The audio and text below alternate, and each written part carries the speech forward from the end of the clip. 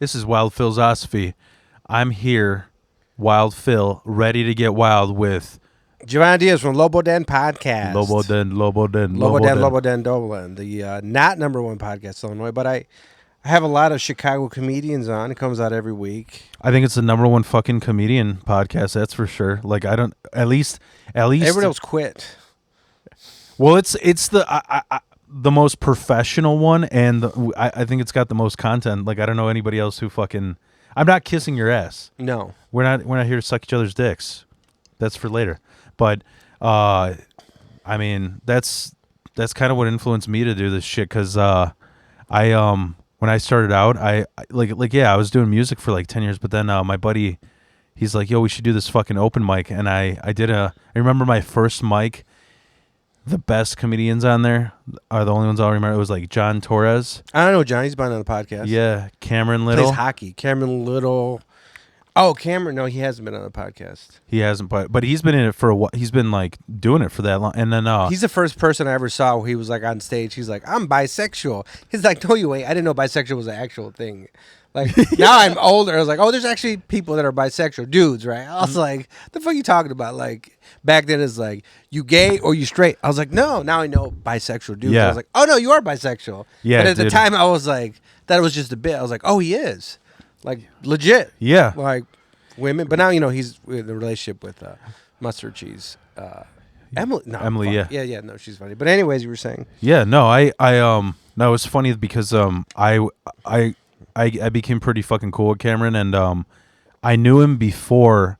I had a podcast before this with my two other friends that we beat the shit out of each other in Amsterdam, so it kind of faded away. I'm serious. Beat the shit out of each other in Amsterdam. I'll be honest. I knocked them out while they were drunk because they were pissing me off. They were supposed to be my. And you don't drink a lot, right? No, because you're diseased. No. I was. Yeah, I'm diseased.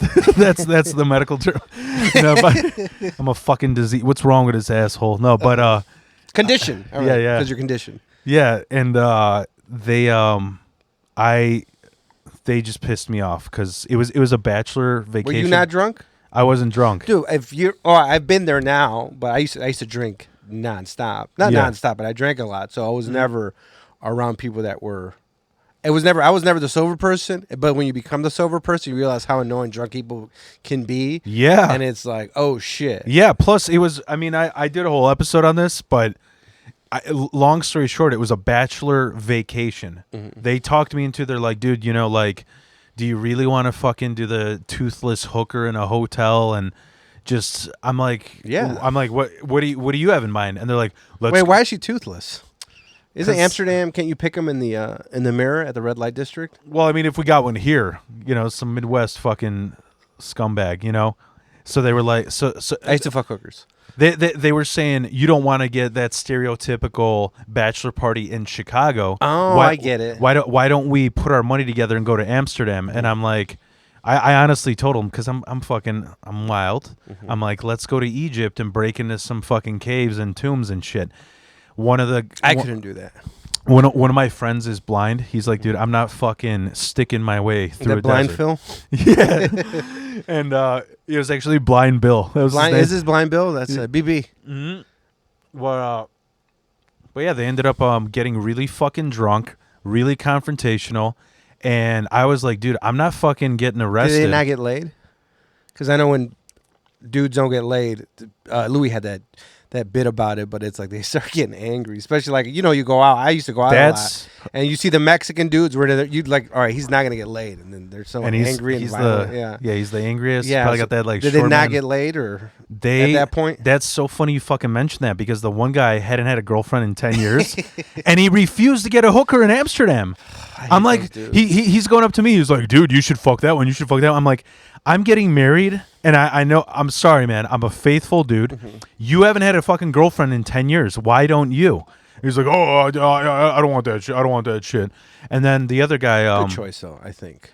For him, because I feel like, I don't know if you've never fucked a hooker, right? Mm-mm. Once you cross that line, it's not like there's no going back. Because right now, if you never fuck a hooker, it's like, you never smoke crack. I can't do it. But once you do it, it's like, it just becomes okay. And it could get out of control. Yeah. So maybe I'm with him a little bit. But you're in Amsterdam. Yeah. You know what I mean? I take everything I said back. He should have fucked a hooker. But I was looking at it like, I'm like, dude, I was pissed off at the end because I'm like, there's better drugs than hooker in Chicago. There's more, like these are all like It's tall very ass. expensive. Yeah, and they're all tall Dutch bitches, and like I don't know, man, and it's just I I. I get angry thinking about that moment because I had to knock them the fuck out because I was like, dude, I'm about to get married. I'm not gonna sit in a fucking Amsterdam jail when I'm about to get married. You know the thing that I do remember though, we did go to like a hostel thing that we thought was a strip club, and I remember I'm not joking. They just after they fuck, they just spray themselves down with Lysol because they came back. I'm like, man. The old man in me is like, that smells like a fresh wooden floor. Like, So wait, who sprayed themselves? Because the hookers. so yeah, when I first started having sex with prostitutes in my early 20s, what happened was I used to caddy. I still caddy on weekends sometimes at a golf course, right?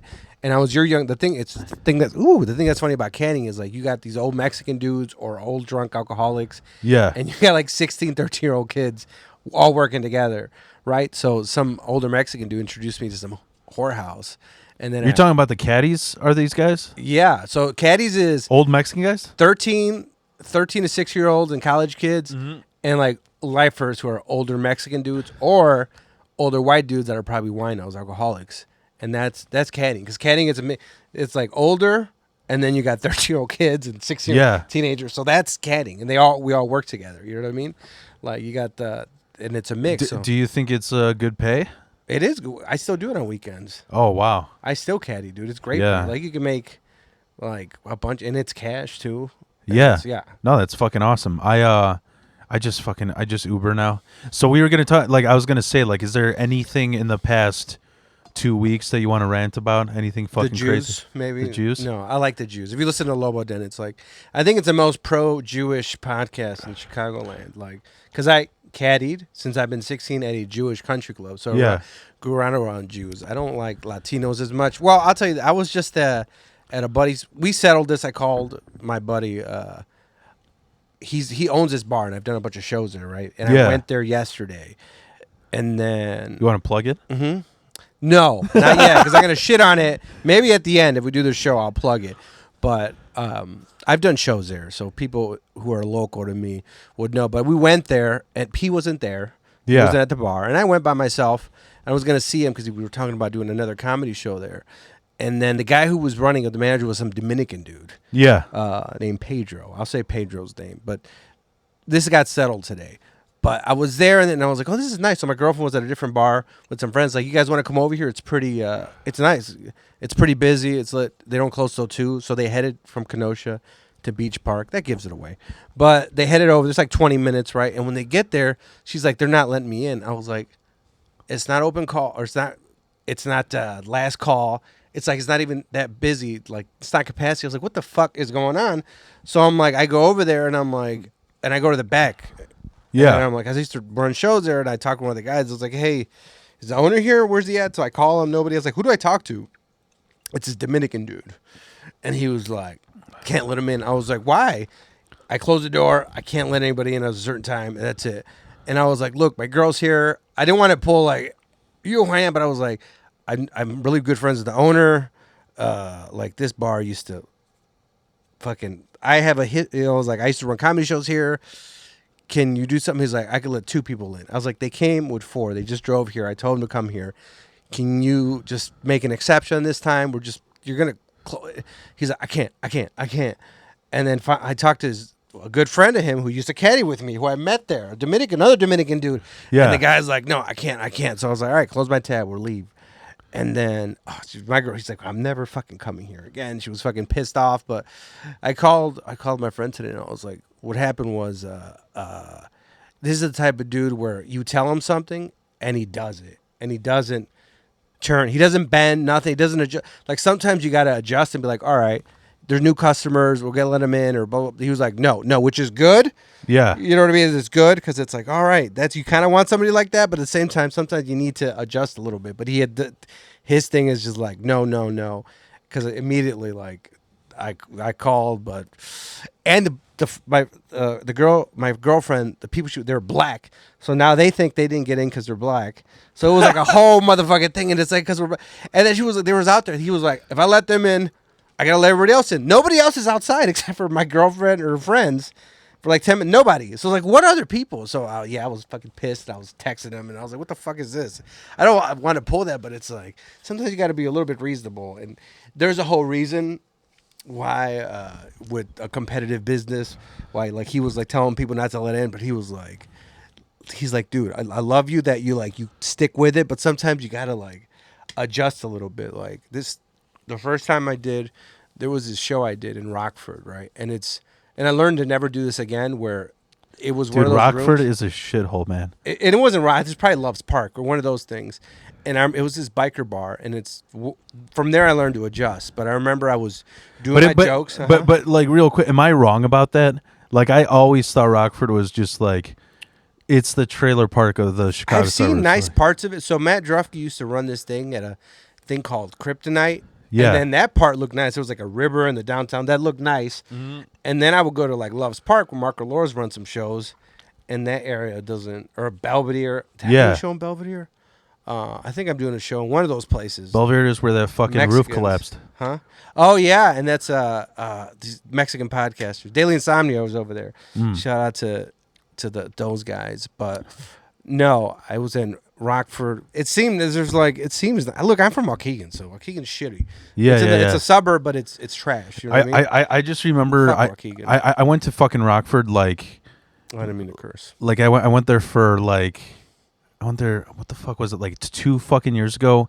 It was when Louis C.K. when he was doing like he was kind of canceled, but he was still doing shows. The clubs, right? I saw him at Rosemont because of that. That's him getting caught masturbating was the best, or whatever the fuck I forgot. That his was the best thing that ever happened to me because I got to see him. I remember like he was going to do the Pabst Theater in Milwaukee, and I didn't buy the tickets, and I was like, I regretted it. But then he got canceled, so he was doing small clubs, and I used to be friends with Brian Morton, the manager who was at Zany's Old Town. Yeah. And Brian, he messaged. Is he the manager now at New York Rosemont? Comedy Club? No, he went to New York. He went to New York. He used to be at Laugh Factory. There's a Brian guy at Zany's in Rosemont. I don't know. I know Alex. Hey, thanks for letting me in, Alex. Zane, I went to go see Calvin. Did you get to meet him? Who? Louis? No, I don't. No, I don't think so. But Mike Vecchio opened for him. But how I got Brian messaged me. He's like, hey, check your email or watch your email. There's gonna be somebody big is coming around noon. And I was like, I was at work and I had set an alarm, and as soon as it was gonna be noon, I looked and I got the email from Zany's. Yeah. And it's like Louis tickets. I just bought 2 automatically. And I wish I would have. It was for a Saturday, but I couldn't because of my family event or work. I couldn't do.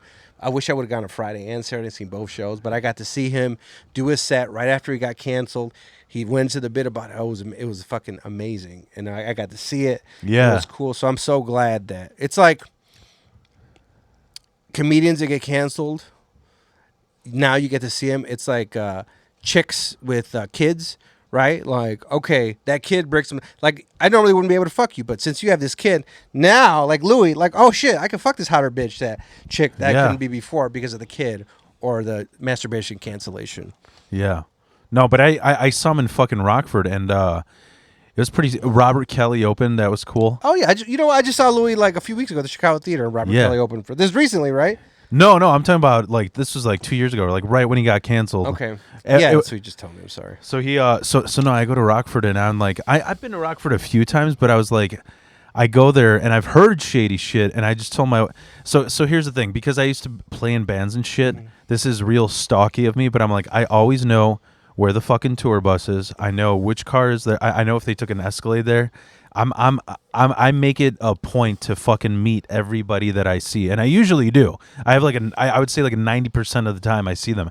So I'm like, I gotta fucking meet Louis because he's the GOAT. He's my number one favorite of all time. He's top for me, top 5 for me. And like I literally like I have like comedian friends now that are like, I don't understand why he's funny. I'm like, all right, I'm never fucking. See, that doesn't bother me because, like the whole comedy is subjective. I take that because some stuff is just it's.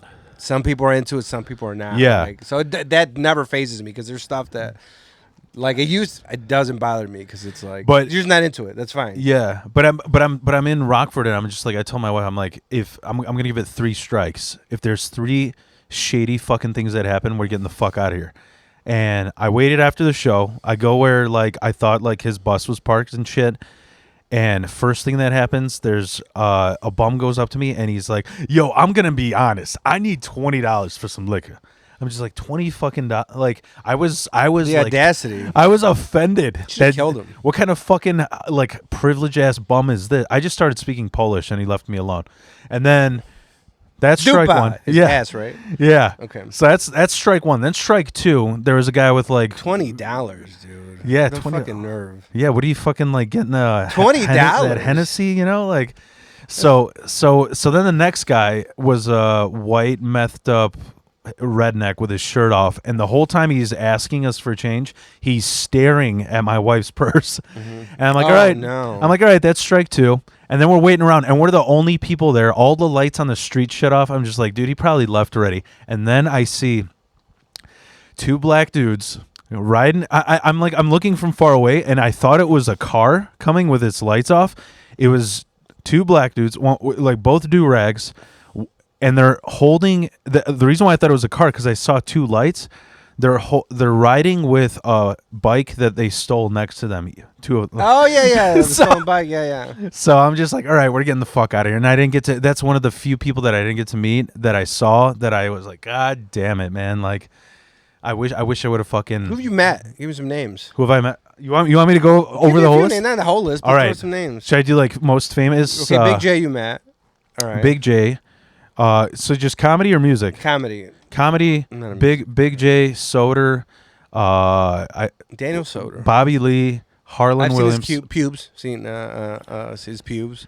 Harlan. Harlan Williams. You see, he's another one who did one of those specials with no audience. I'm just not a fan of. I know he did, and then the black guy Carmichael did one, and Yeah, the special is kind of it is shitty. I want to. You talking about when he's in the desert, right? Yeah. Yeah, that's ridiculous. But his podcast probably makes me laugh like one of the most. He used to Harlan be on Highway? Corolla a lot, so I'd listen to him. He was pretty funny on Corolla. I used to be a Loveline and a Corolla guy, and I stopped listening to Corolla for years because he had same thing happened with me and Tim Dillon. Like when he fired his producer Ben, Yeah. I can't listen to it. It's weird, so I kind of pulled away from Tim Dillon. I was a big Dillon guy. Yeah. I would always listen to his podcast. Then what else? Like I guess Bill Maher, because he did stand up. Like I saw him do stand up. So I like Bill. I used to not like him. I like him a little bit more now. yeah, I do like him. You can't help it. But I wish he still did politically incorrect. You know, just like talking about politics with average Joes instead of these fucking old ass motherfuckers that I don't even know who the fuck this is. You know, once in a while he'll have somebody cool. Like I think recently he had Russell Brand. Oh yeah, he did have Russell on. But and then I'm trying to think who else. Like Jeff Ross, I met 3 or 4 times. What's up with Jeff Ross? The rumor's true or what? Like What? Like he likes teenage girls or something like that? Like I don't know. I okay, never heard that. I hope he does. Like some of these rumors. Oh shit, maybe I shouldn't talk shit because he was on Rose. Whatever. But like you know I don't know if you were doing comedy, but at the like Bill Cosby, like I Yeah. remember everybody knew about Bill Cosby. Everybody that I knew or knew about Louis because like comics knew. Yeah. But then it came out, and I was like, the regular people didn't know. Like, I've always heard the Louis stuff I heard for years, the Cosby stuff I heard for years. But then when it came out, it was like, it came out to the regular public. But Yeah. it was weird because everybody knew. So I'm wondering, like, do people know about the Jeff Ross things? Have you heard the Jeff? Okay. I never heard of any of that. I'm sorry if I'm being, not blasphemous. Libel is written, slander is through voice. I Yeah. don't know if I'm being slanderous. It's just what I heard, allegedly. I don't know. I always thought he was like the nicest guy. I never like seen him like. You see that clip with R. Kelly? I think I shared it. Oh, there's a page called the Lobo Den on Facebook with funny memes. But check it out. But I shared one of the videos, and it was like they asked. It was like this is what you don't say when somebody asks you if you're into teenage girls. And they were like, he was like, Mr. Kelly, are you into teenage girls? And he was like, now when you say teenagers, like how old or something? It wasn't I like see no. that. I saw that clip. He's Yeah, like yeah. define teenagers. Like okay, motherfucker. Like obviously Yeah. that's okay. I don't know, dude. It's weird. I think for dudes only because like I remember wanting to fuck my teacher when I was like 12. You know what I mean? So it's just I don't know. Yeah, it's that South Park where he's like he reports. He's like, hey, he goes to the jail and he's like they're fucking the teacher's fucking one of the students. They're like, what? Oh my god, we're gonna get on it. And then it's a chick Yeah. fucking to do it, and then they're just like, All right. I don't know if you ever saw that clip. I've been watching more South Park clips. I knew a comedian. I'm not going to name his name, but I'll tell you after. But I worked with him, and he told me that he was like, he's one of those guys that he went all out, alt woke left and shit, and he told me like he's like I got molested by a teacher when I was told. I'm like, you got molested, or you had the time of your fucking life, bro? Come on. Like, was she really that? I don't know, man. I don't mean to be an asshole, but that's just like, I don't know. I can't imagine that this is gonna Have be. you been molested? Have I been molested? Yeah. No. I got molested for beans. I just put up a clip about it. Oh, you But- did? Yeah. I But was you it legit was got I molested? consider it molested. I still, even though I consider it molested. Is it like it was the- a chick though? Is it like the Bobby Lee thing where you got molested but it didn't traumatize you? Hey, I heard that's a fake story. Did you just hear that? Like a No. week ago, the Bobby Lee thing, because Bobby Lee got in trouble. Dude, I'll be honest, he seems like a compulsive liar. I had no idea. So I don't know what to Well, believe. There was about, a story about that he was getting in trouble for, and I think he was getting some stuff pulled because he was going to be on something, Amazon or crack. I don't fucking know. I don't know. But what's Buffalo 66, by the way? Real quick. We'll get back to Bobby Lee. That's an independent movie from like '97. Okay. Never heard it. But Bobby Lee has some story about some shit in Tijuana, and maybe like, I forgot if it was a younger chick or something. And then he told the story a few times, and now he's like, it was coming back, and by the mass, he was like losing shit. So Yeah. he went on and then told us, like, all right, this is not a fucking true story. I made this up. And then he said that whole thing about getting molested by a retarded kid, I made that up too. It's not true. And I was like, Oh, wow. no! Like, I just Oh, saw man. something last week where I'm pretty sure that happened. We could double check it. And I was like, no, like, it really like, it made me sad. And I was watching Yeah. a video again on Bert Kreischer, how much he embellishes. Like, his is bad. So it made me rethink. It's like, I used to watch wrestling, and I don't anymore, because when I found out it was fake, it kind of, I guess it broke my heart, because I used to think, I know it's fake, but like, the matches aren't, in my head, I was like, the outcomes aren't predetermined. They just, but they wrestle. They're not really hitting each other. They go through so much fucking Oh, pain. yeah. Like it's not. You saw the wrestler with Mickey Rourke? Right? Yeah. You know what I mean? Like, pain pills and like, Yeah. You need they to have take the worst. You need to take pain pills to have that job. Pain Like, pills. Yeah, it's Fucking they go out Oxycontin. Like, every day. yeah. Every day. Football once a week, and then training camps. But Even if you gotta compare it to like legit fucking like high school jock wrestling, like what is it called, like Greco wrestling, you're getting hurt way more get, doing. or collegiate wrestling, Greco is just above the legs. That's the Oh. only difference. Greco is you can't go under the legs. Okay, but Like Dan Henderson was a Greco guy. But even if you compared it to that, you're in getting peace. way more fucking hurt doing a triple backflip with a fucking 200-pound guy in the air slamming down. That's not fake. No. I mean, obviously the whole fucking acting and the characters are fake, but it's just like it didn't really ruin it for me, because I was even like a little bit into ECW, I was and in that's- DCW. Quick thing. If any girl slept with me and if you faked it, DM me. I'm just curious who's faked it before, but go ahead. Because it ruined it for him. No, I'm Or just ruined it for you if I it just was want- fake. I don't really care.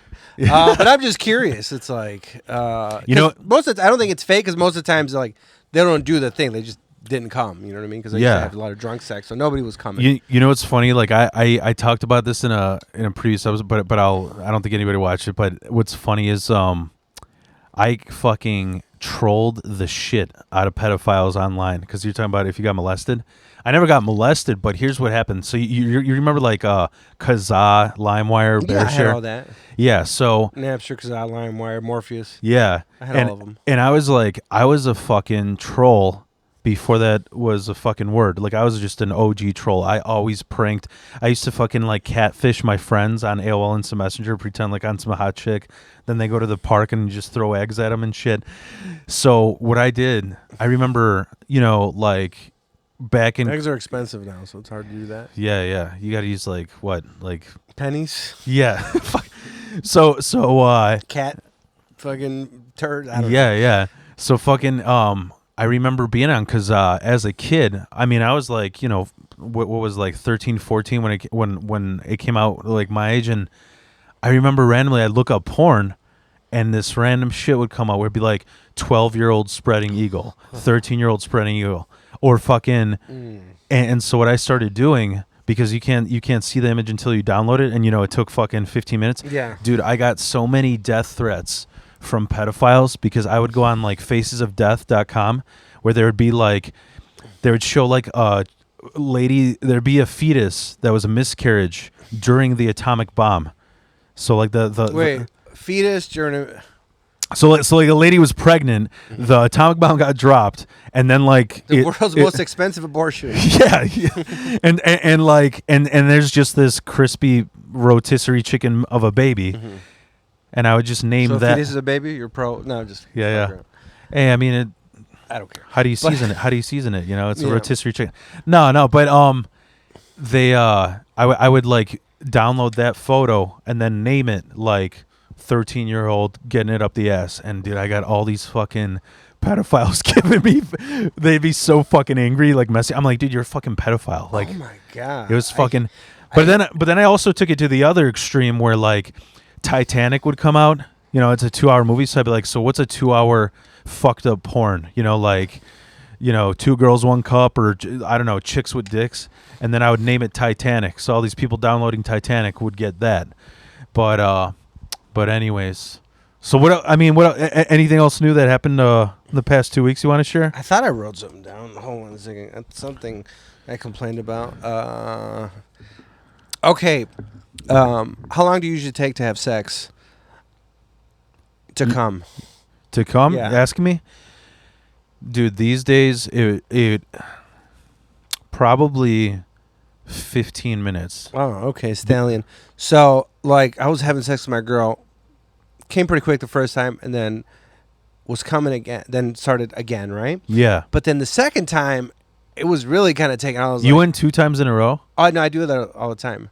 Oh, but I don't. Man. I can go like 4 because usually the first one, I don't even try to do when I used to drink. Yeah. And be single. Sometimes I wouldn't come or come at all. It'd take a while because I'd be drinking. But now that I'm sober, sometimes the first one is like, it's super quick. So my body, and then I'd go to the second one, or even the third. So maybe just my body's way of. That's just how I've always kind of been.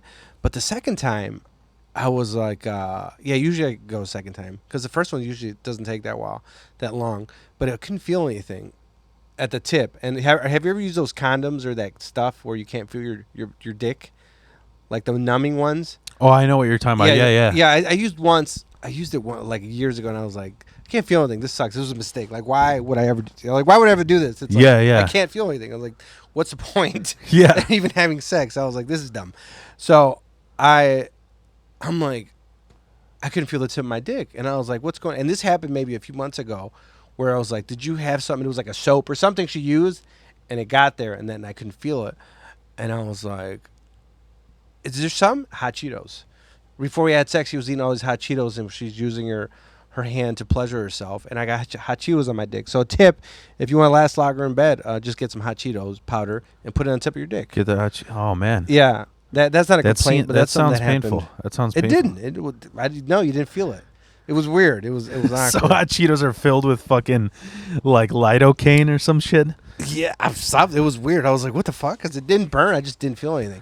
But I was at a car dealership today because I had a fucking I had a tire. I don't like to curse. I had a tire, and they had I got a new tire, and it was already losing air. Yeah. So I went to the dealership because I have to kind of go to the dealership sometimes. For Tesla, right? For whatever stupid car I have. Yeah, that. I don't like to say it, but okay. It just sounds so douchey. Like, oh, Tesla, it's a car. Dude, I don't get. I went on a rant on this. I don't get people who hate Elon. It's just like, dude, I want to have somebody on the podcast who hates Elon, is hooked up to a lie detector, and can legit tell me they hate him, but they're not jealous of him.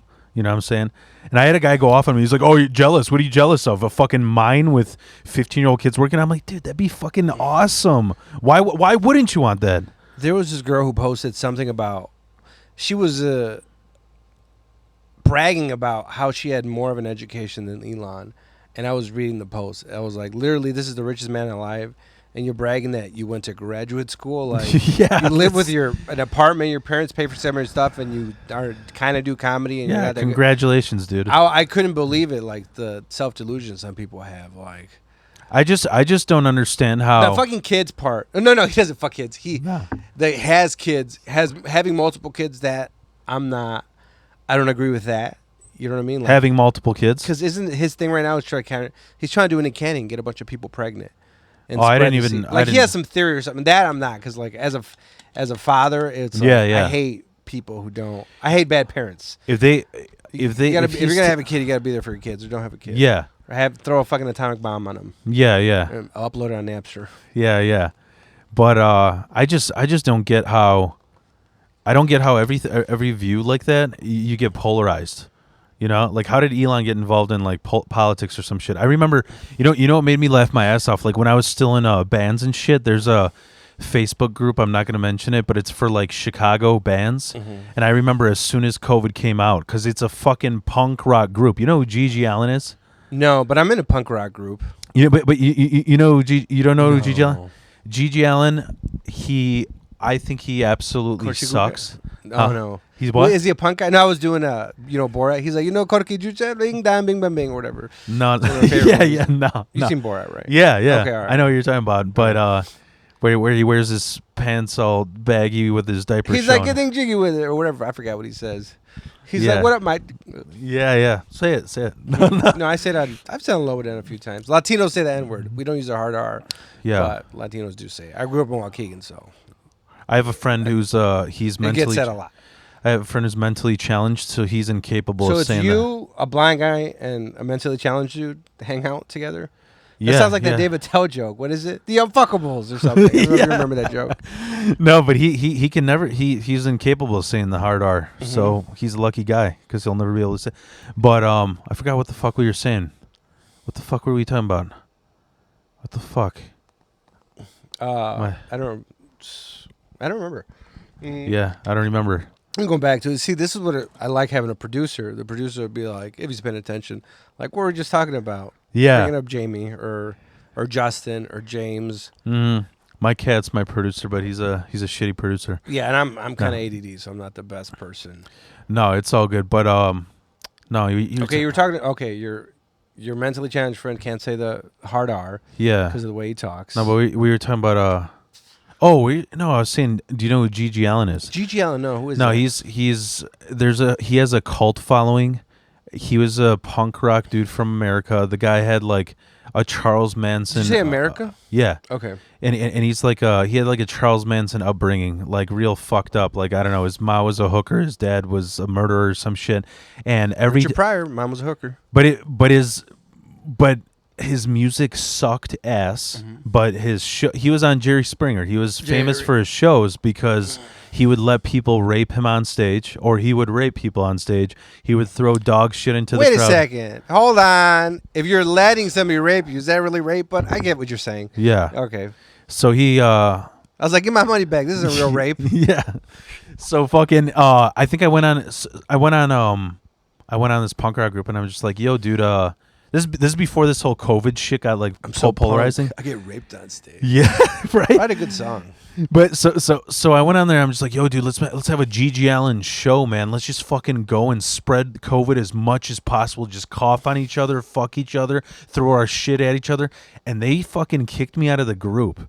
They're just because I didn't even know that like being careful about COVID was like a political thing. And I'm just clearly writing a joke fucking post, but I don't know. Anyways. Yeah, something happened with me in a post in a punk group. I mean, it was the same one, but it's funny. My last show I ever did, right before the pandemic, was a punk show in Kenosha. Because I was like, Jordan, what's up, short? Jordan Paul, he runs shows in Kenosha. He's like, he got me on this show. Oh man, I'm so sorry for the dude who runs it. The fucking Slaughterhouse guy, right?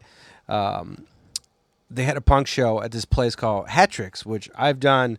One of my first shows back in the day. I did a show where I was sick as fuck. This is before COVID, so you couldn't. Yeah. People, you would just perform sick. And I remember I was like fucking dying sick, and I went, did the set because the adrenaline when you're up there did. But then afterwards, I was back to fucking dying. But it's like back then you didn't cancel shows. Yeah. Now it's COVID. It's like, hey, I'm not feeling too good. I understand, but back then it was like, it was okay to fucking be dying sick and do a show. So I It was the last one I remember. But we all brought. I remember I was messaging the guys. I was like, "Hey, is the show still going on?" I was like, "Yeah, it was a punk rock." But my last show, right before everything shut down, was at Hat Trick Slaughterhouse punk rock. Yeah. So I did the show and then the bands or something like that because Dude. all the other comics were out.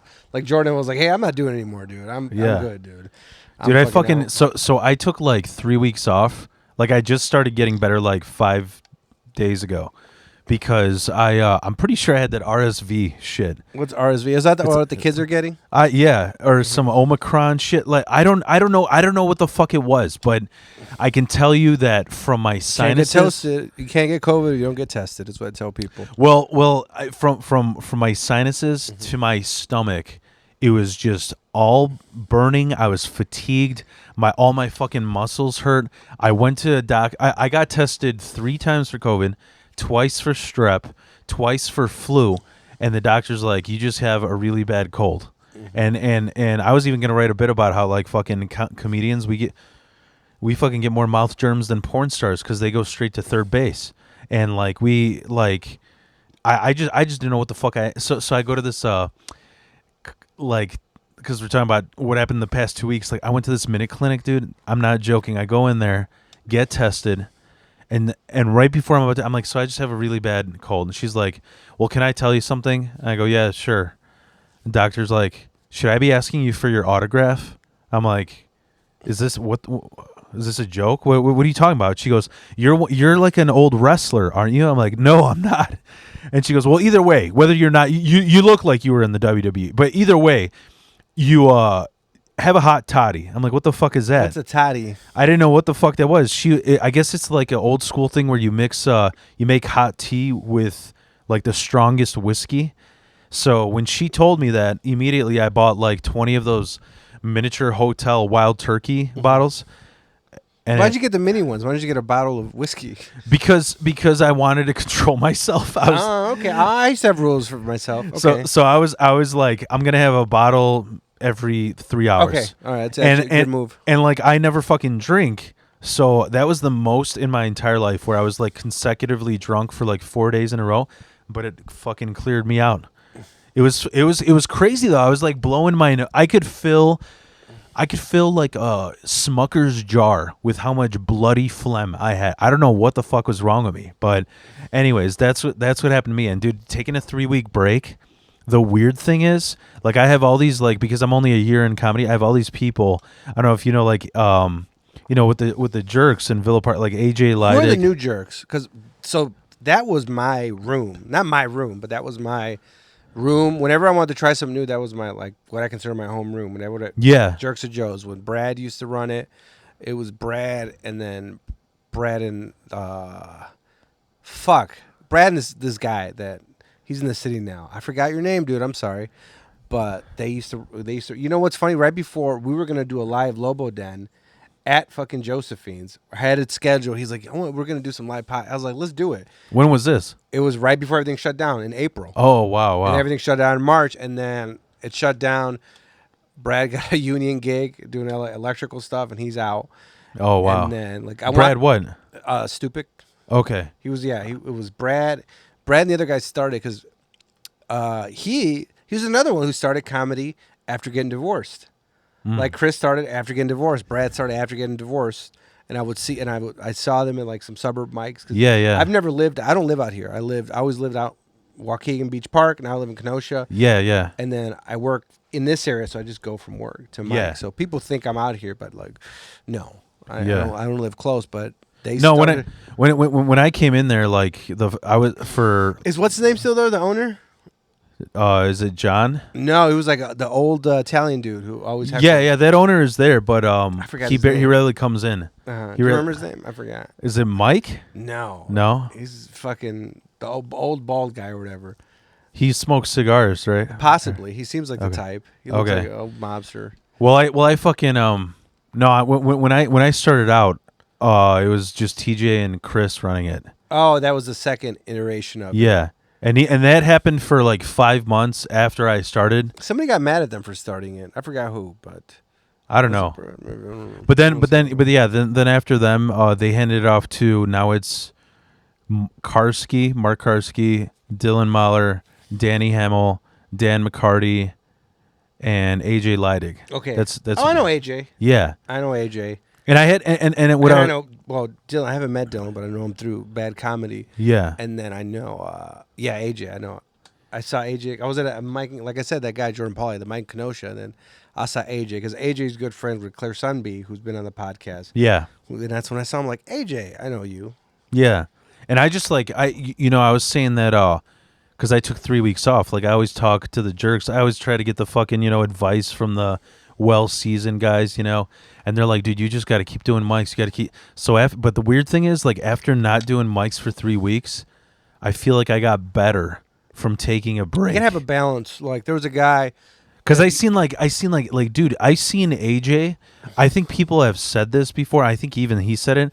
AJ. Somebody told me that he did like over 400 mics in a year. Mm-hmm. So that means he's doing like 3 mics a night every day of the week, and you could sort of tell when somebody's burnt out. You know what I mean? Where they're going like Mark Norman quick, like nonstop one-liners, and people can't even keep up. And I'm sort of like that.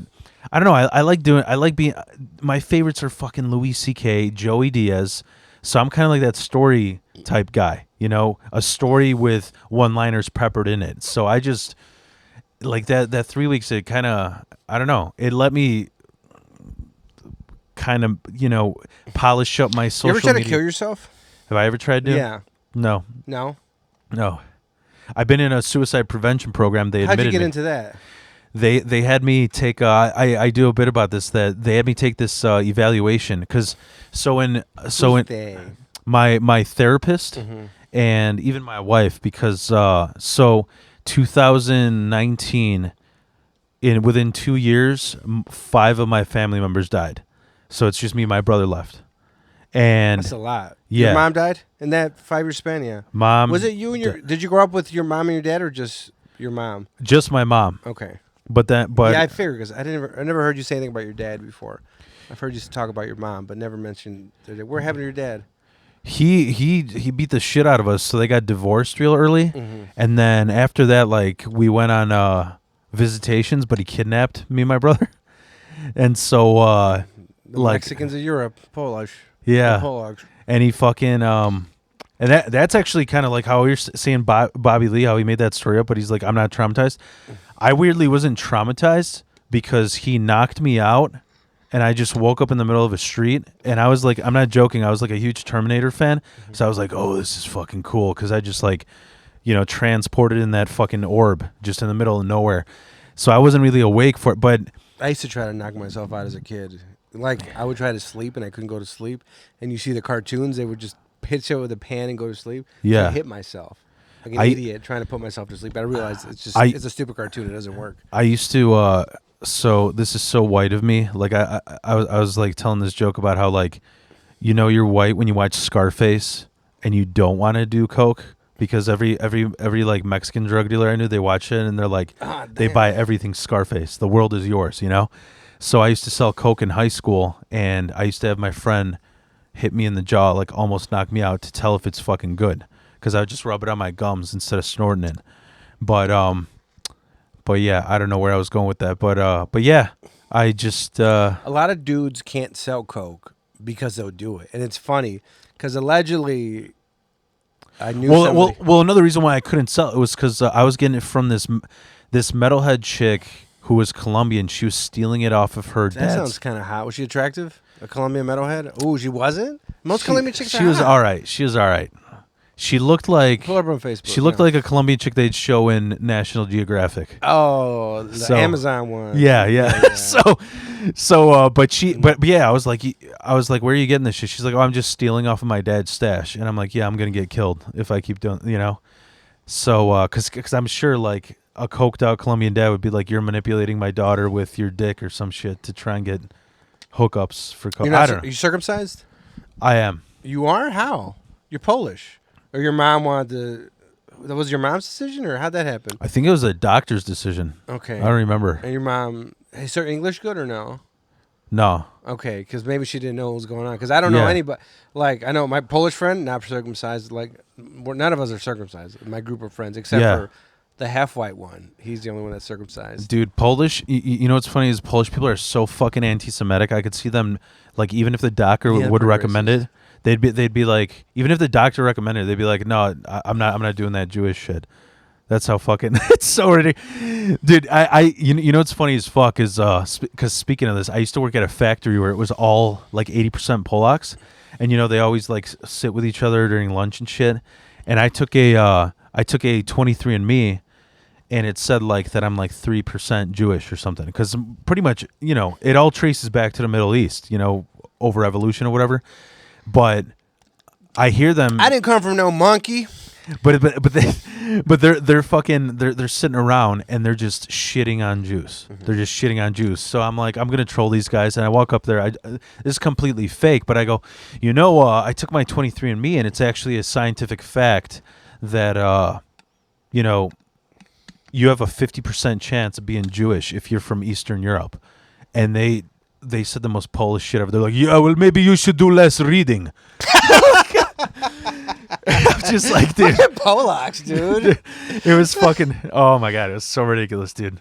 But dude, if anything, They're so fucking stubborn. dude, the more Fucking rockheads. the more Literally. the more I learned about Jewish people, like, you know, it's the sort of thing like how they say like Catholic schoolgirls become the biggest whores because of repression. Mm-hmm. The more my Polish family shat on Jewish people, the more I almost felt like I became like a Jewish supremacist. I was like, this is Jewish interesting. Corolla used to talk about all the time. Jewish and Asians, strong on family, strong on education. Like, fucking, they help each other out. Like Latinos, and I've said this and I've heard this by multiple fucking.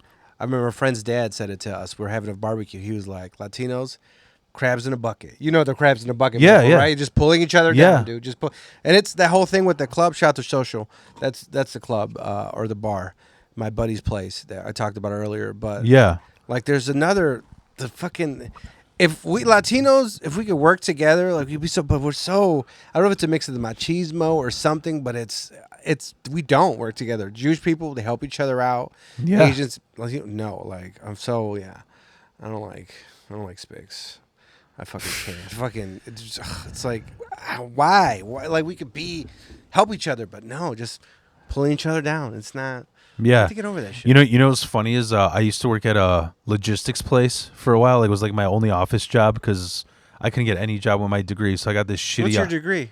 It was general studies and management. It was like a double degree because I had too many. It sounds like something you can get a job. It sounds like something you can get a job with. I never fucking you know what happened is like I graduated when the stock market crashed. So I just I think so I just I took was around that time. Yeah. so I just went to fucking a community college and I just took every class possible to see like whatever makes me the most money. I got a security guard certificate. I got a real estate certificate. I got a fucking, and that's when I got into welding because welding paid me the most out of all of those. But anyways, I was working at this logistics place and I became friends with this. It was so.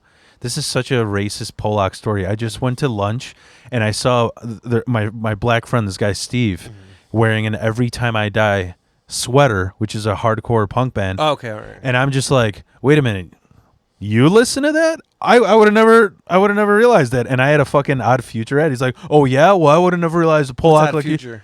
you. It's Tyler the Creator. Oh, I The know rap- him. Yeah, the guy who wears the hats. So I'm just like, so he's just like, yeah, I wouldn't expect you to listen to rap. So we just became friends. And the funniest thing was like, I'm just so like unhinged and unfiltered that one day we were just Like most immigrants are. yeah, and we were just talking about shit and he didn't realize that I was Polish. I'm like, what did you think I was? He goes, I thought you were like 100% Jewish. I go, why? He goes, because all you do is you're fucking racist and you bitch about everything. And You complain. so I was just like, oh man. But anyways, the other thing that happened to me, so this 3 weeks that I've been off, so like I Uber now, and I really, this is so dumb, but when you have you Ubered before? 4 times I think I've done it. Like So- so when I was doing comedy, I was like I would do it. I was like I'd turn it on, and if there's a route home, I did it. Yeah. And then my car got a little bit dirty. You know what? I'm gonna start Ubering on the way home to make extra money because I'm going this way anyways. Yeah. And then my car got a little bit dirty, and I was like, oh shit, I gotta clean my car, and then I'll turn it on again. Never cleaned it, so I never Ubered again. Yeah, After yeah. that, but now like my window's fucked up, so I don't like no. I don't want to get a bad. Like Yeah. I broke my rear view mirror on the right side, and I Yeah. ain't fixed it. That shit's like $600 Yeah. in my fucking car. So it's like, nope, I'm not. No, I fixing got to no, I got into it because like I'm not even joking. The first 3 days I Ubered after I quit my union welding job, Mhm. I made more money Ubering 3 days than I did a whole week in the fucking sheet metal union. It's what is it? You got to go early in the morning and late at night on the weekends, or is there like a system? To it? I Eric would tell me. Eric Uber or Pnell, Bustin' Balls podcast, first podcast I ever did. so you make anything you do in the city, you make extra. Okay. And then the morning is good. good.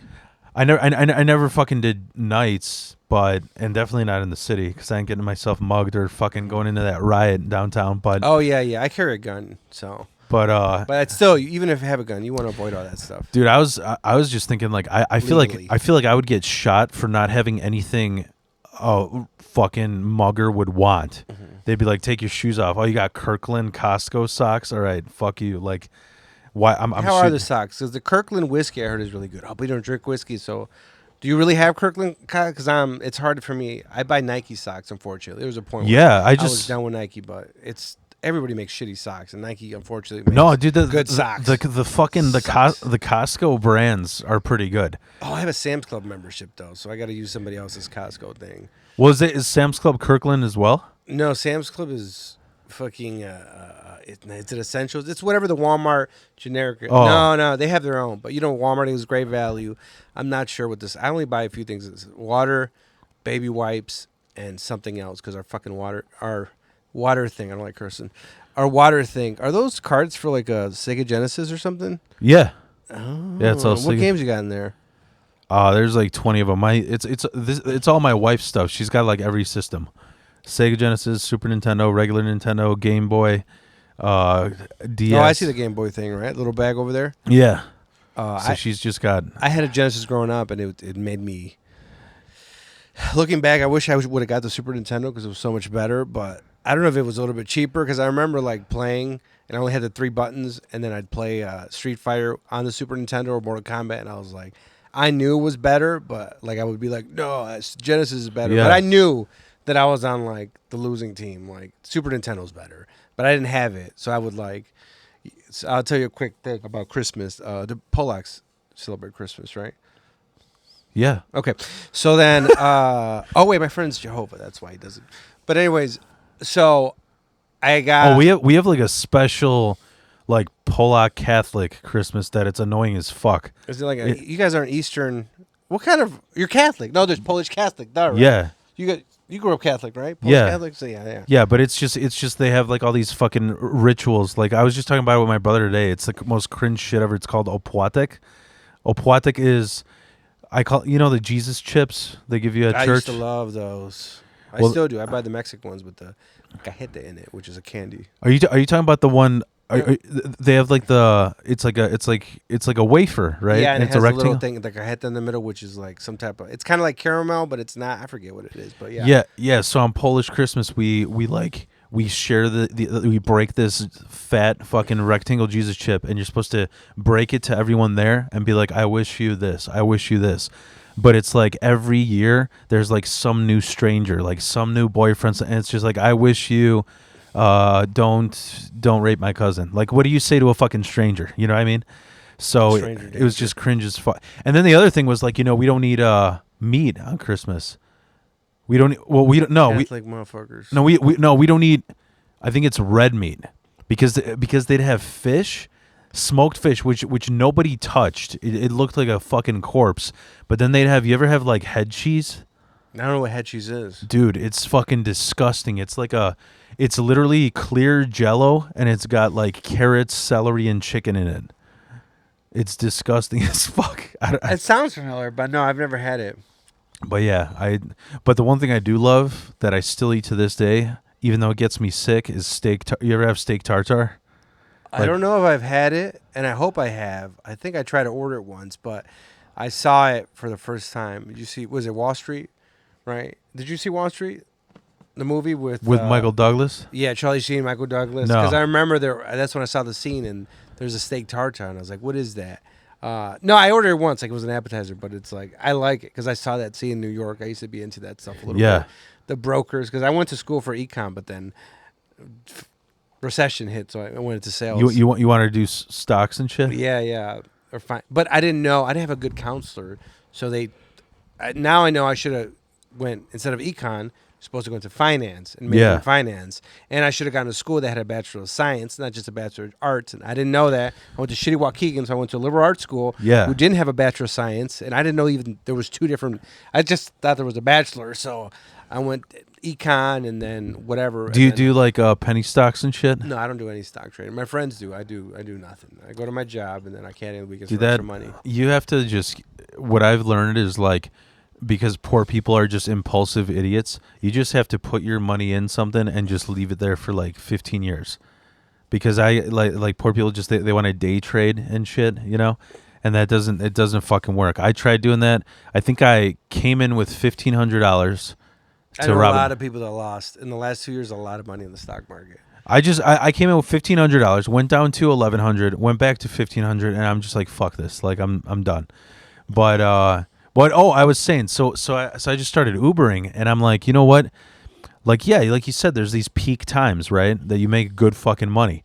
Like the best I ever made in 3 hours, I made $400 because basically all I did was I'm like, all right, all the money's in Chicago. I drive downtown, drove a guy from downtown to the airport, from the airport to downtown, back and forth, like 4 times, right there, done. So then I'm like, you know what? You know what really pissed me off is Uber and Uber Eats is the same app. So I'm like, dude, who the fuck is doing Uber Eats? Because you're driving 6 miles for $2 to deliver a fucking hot dog to somebody, you know? So I'm like, you know what? I'm gonna buy a fucking motorcycle, and I bought a it's a Honda Navi. Dude, it's fun as fuck. It looks like a crotch rocket for midgets, but it's like a step above a scooter. Yeah. Okay. Yeah, it's literally like I looked at all these videos online for it. You know what a ruckus is? No, it sounds familiar. A ruckus is 50cc Honda scooter. A ruckus is what happened the other day in Michigan Avenue, right? Yeah, they brought the motherfucking ruckus. No, but don't demonize those kids. Yeah, don't demonize them. It's not their fault. It's not their fault. No, dude, what a fucking way to start your mayoral. Oh yeah, I saw that, Brandon. Yeah. What a fucking way to start that. I knew this guy. You didn't learn with Lori, but whatever. It is what it is. I live in the suburbs. Let the city burn. I don't give a fuck. Dude, I same way. Like I said earlier, I'll be the fucking Loki eating popcorn, watching that city burn because it's like, oh my god, we're so like whatever. At what, dude? I think we have a different point of view because, like you said, you're a father and you got family values. Like, at what Limp fucking Bizkit, my values tour. Yeah. But at what fucking point do you take accountability for that? You know, I don't know, man. Anyways, I bought this fucking motorcycle, and what's hilarious is I gained so much fucking weight over lockdown. I used to have a ruckus. What a ruckus is it looks like a Vespa without the body. It's just the skeleton. Okay, yeah. I've seen something like that. I think it's made for riding on the beach. And so I used to have that, but then I gained so much fucking weight that, dude, you ride that shit on a windy day, you're like that asshole with like a lawnmower on the fucking right lane. You're like you look like, remember the twins? The Guinness Book of World Record twins, the fattest twins. There's a picture of them on like some little bike. Yeah. You were like that. Yeah, dude, that was me. Seriously, because I wouldn't go over 20 miles an hour on a windy day. So I'm like, there's this Honda Navi. It's 110cc when I get that shit. So, dude, this is so fucking stupid. In Illinois, this is only in Illinois. Every other fucking state, it's 150cc and up. You need a license. 150cc and down, you don't.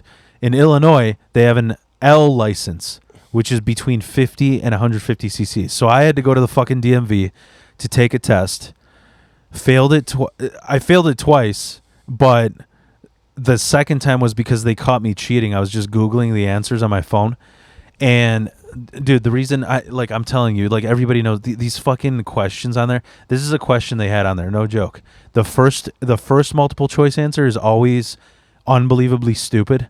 Here's the question. It goes, when you are slowing down to turn right, you A, accelerate to the fullest extent. Right? It's always Fucking stupid. YOLO. B, take caution and apply both brakes slowly. Okay, Or sounds s- reasonable. Or C, apply both brakes slowly and react. And I'm like, Wait, dude, what? I'm like, dude, What? I'm such a fucking artist. I think way too outside. I'm like, isn't being cautious a reaction? So is it both? You know what I mean? So both times I got 11 questions out of 12 right. There's 15 questions. You got to answer 12 to pass, which is ridiculous. So It's like, cautious was the answer, right? I don't remember what the answer Oh, was, okay. to be honest. Like, because I don't fucking remember. But miraculously I passed it. But then you know what? I talked to I have a friend who's a cop. I literally, after I took the test, I saw a cop He's a pulled over. blind cop. I pulled over and talked to a cop that was pulling someone over. I'm like, yo, dude, I'm just gonna be fucking honest. I used to own a Ruckus, and dude, when I owned that Ruckus for 2 years, I rode it every day to work. Even in the winter, I used to wear welder's gloves because my hands would fucking freeze up because I'd be in 10-degree weather I used to have Why were you riding a Ruckus in 10-degree weather? because I want to save money on gas. It's kind of Polak I am, but it was hilarious. Jewish Polish. Yeah, but I had a sock. Yes, the Polacks do some stupid shit like that. I had a sock monkey ski mask with like a Ramones jacket. I looked like I just like came from a bank heist, you know. And I forgot what the fuck I was. Your blind friend, he's not racist, right? I was just thinking about this. You got to No. take to be a blind racist, like that's some extra level shit. Like you can't even see the people you hate. You know what I mean? Yeah, I'm so curious. that was in a Chappelle huh? episode, wasn't it? Yeah. What's his name? Clayton Bigsby. But I'm thinking I'm sure there's actual blind dudes that are racist. It's like, Yeah. what are you racist against? You don't even know how they look, Dude, motherfucker. Dude, when I was friend of that blind dude, the You shit. guys had a falling out. You're not friends anymore. You said when? Well, I punched him in the face in Amsterdam. He didn't get over it. No, He didn't he's a see it bitch. coming. Exactly. Oh, that's kind of fucked up. Hiding a blind guy. I know, dude. It was the most fucked up thing. But he wouldn't shut. I talk about this, people, but and the weird thing was my other friend. He kind of You're like, shut up, look at me. I mean, I knocked his lights out. No, but no, the other guy, he apologized he to was me. deaf. The other, yeah, It was like fucking that Richard Pryor movie, and hear nothing, see nothing, or whatever. I don't know, but I didn't know. I didn't know Richard Pryor was a comedian until I was older. I just knew him from the movies. Like I didn't even know he Yeah. could stand up, and then I was like, oh shit, he's That's like the same thing with Jim Carrey, you know, because he did stand up for the no, longest yeah, fucking- but I knew that for some reason because I don't know, maybe because of Living Color and things like that. So I knew, yeah, and I would see something. There's a story with Jim Carrey that annoys me, where I don't know if you're a manifester. I know people manifest and do that stuff, and I'm okay. Everybody has their own process. What do you mean, manifest? They're like they think about what they want to do or their dreams, and they oh, okay, secret type of shit. yeah, And I yeah, don't have a problem with it. Everybody has their different things that help them out, dream boards. But I remember Carolla used to talk about this. Jim Carrey went up to the Hollywood Hills. He wrote a check for himself for $10 million. And that always annoyed me, but I respect it in a way. But at the same time, it would annoy me. He's like, I don't know. It seemed douchey to me. But damn it, I was going to say something earlier, but I forgot. It was a little... dude, this is hilarious because I think we both have ADD, and you just drank like energy drink, and I just had a cigar. Yeah. So there's no structure to this, but it's fun. Yeah. It's fun. But this is how it goes usually, you know. But yeah, I ended up like talking to these cops, and I told them, I go, dude, listen, I'm not trying to be an asshole. I respect cops. I had a Ruckus for 2 years, never bought a license plate, never bought insurance, just drove it to work every fucking day. Do you think I have because what I was trying to tell him, like, dude, I'm fucking 270 pounds. So what I'm trying to tell you is a 50cc bike you need a license after because that bike goes up to 60 miles an hour. Because of my fat ass, I won't go up to 40 miles an hour on 110cc. So they might be a 50, but because of my weight, this is... yeah. It's practically a 30. Yeah. cc or something like that. So yeah. Because So I'm so I so fucking fat. yeah. So I told him I'm like so how and Disgusting. he literally just stopped me. He's like, dude, in my he said like I've been a cop for 7 years. I pulled over like one motorcyclist, and the only way you pull them over is those douchebags that are doing a wheelie at 170 miles an hour. He's like, you're never gonna get fucking pulled over. So I'm just like, I don't even need a. I'm not getting a license. Fuck. I got insurance and registration without needing a license. I'm like, why the fuck do I need a license for it? You know. But in conclusion, it's not worth Uber Eats. It is not fucking worth it. You don't make shit. So, but the other reason why I did it too was because the fucking comedian life, you're going to mics all day, and I'm wasting so much fucking gas just driving from the suburb mics to the city mics that I'm like, dude, you know what? I'll just fucking use my car for Uber and just motorcycle to all these mics. Quick mic question. I know Joe's just got shit online the other day. So is it a heckle mic or somebody was complaining about it? Oh yeah, dude, So that guy. Well, no? I've known that guy for a while. Yeah. Well, for mics, he's an improv guy. I always get weirded out by improv dudes. But is it? What's the format there? I haven't been to the new Joe's. I don't think it's So this is just. Is it like Cabaret? Like they got Cabaret has the guy in the mic, the drinker. I don't know if you ever did Gallery Cabaret. Oh, you did do Gallery Cabaret. You told you did like you were trying to do one line. The blind guy was telling you to do one liners, and you got nervous, you fucked up. I can't believe you saw that. And you're like, yeah, I want to kill my baby or something. But yeah, you did do it. Yeah, no, the thing with speaking from 1 year experience, but the thing at Joe's is, and I actually got in trouble for that. Well, I didn't realize that this only exists at Joe's is because they do the podcast. TJ and Chris, they used to do Quiplash before. Comedy. What is Quiplash? Is some type of trivia or something? It's a game, right? Yeah. It's those you don't know Jack games. Oh, with the bald headed guy in front, yeah. They made those virtual and they're fucking amazing. I love them. I throw parties. Me and my wife, we throw parties like every 2 months here with those games. But they used to do that before the mic, and then when it got handed off to those new 5 guys, they started doing a podcast. Karski, his podcast before the mic, and they had the people sit on the couch. And sometimes during your set, they'll just like little jabs. They'll take little jabs. And the other thing too, I know is like to kind of, I don't know what the reasoning is. I'm just reasoning it in my own head. Is like they have this culture where whoever went before you, you kind of roast them a little bit. And I actually, I didn't realize that was only a jerks thing. So I started doing it on their mic. Yeah, and people get pissed off. Yeah, they would. It was funny as fuck. Like I did Schomburg and the Laugh Out Loud, and there's a guy. I've only seen him there because it's the nerdiest Indian guy dude ever. Like he's like the main guy in Revenge of the Nerds, but just Indian. And he goes there only because he goes with his parents. And I'm telling you, is he underage? I think he might be. Okay, yeah. Because I remember, Luis Arevalo. I remember I saw him when he would go with his parents because he was like 16, so his parents would take him to Mike. Because I remember seeing him back in the day. It's but this guy sounded exactly like Ben Shapiro. So I was like, I just went up there. I'm just like, all right, give it up to the best fucking the best Indian Ben Shapiro impressionist. And he's like, why you gotta say stuff like that about me? And anyways, that's he kind of sounded like Khalil like that for a second, who's also Indian. Yeah, but I like Khalil. He's cool. He's got his own swag. Like, yeah, I want to get him on the podcast, but he does the Wednesdays. I record on Wednesdays, so that's the thing. He does Red Room on Wednesdays. Yeah. So that was my first showcase, first page showcase. Red Room. Yeah. So, quick thing about Red Room is when I did that mic, I did a showcase there. Shout out to Julia too, Sawyer Nova. She's been on a podcast twice. Den Theater. Yeah. The showcase is on Saturday. The mic's on Wednesday. When I did it, it's when I recorded episode 100. It was me and my girlfriend and Eric Pinnell, and I remember I was like running a little bit late because we got there a little bit late to the studio, and I messaged Khalil Julia, hey, I'm sorry, the podcast, running a little bit late, and I didn't feel that bad afterwards because I looked at the group message. One of the comedians, it's funny on that flyer.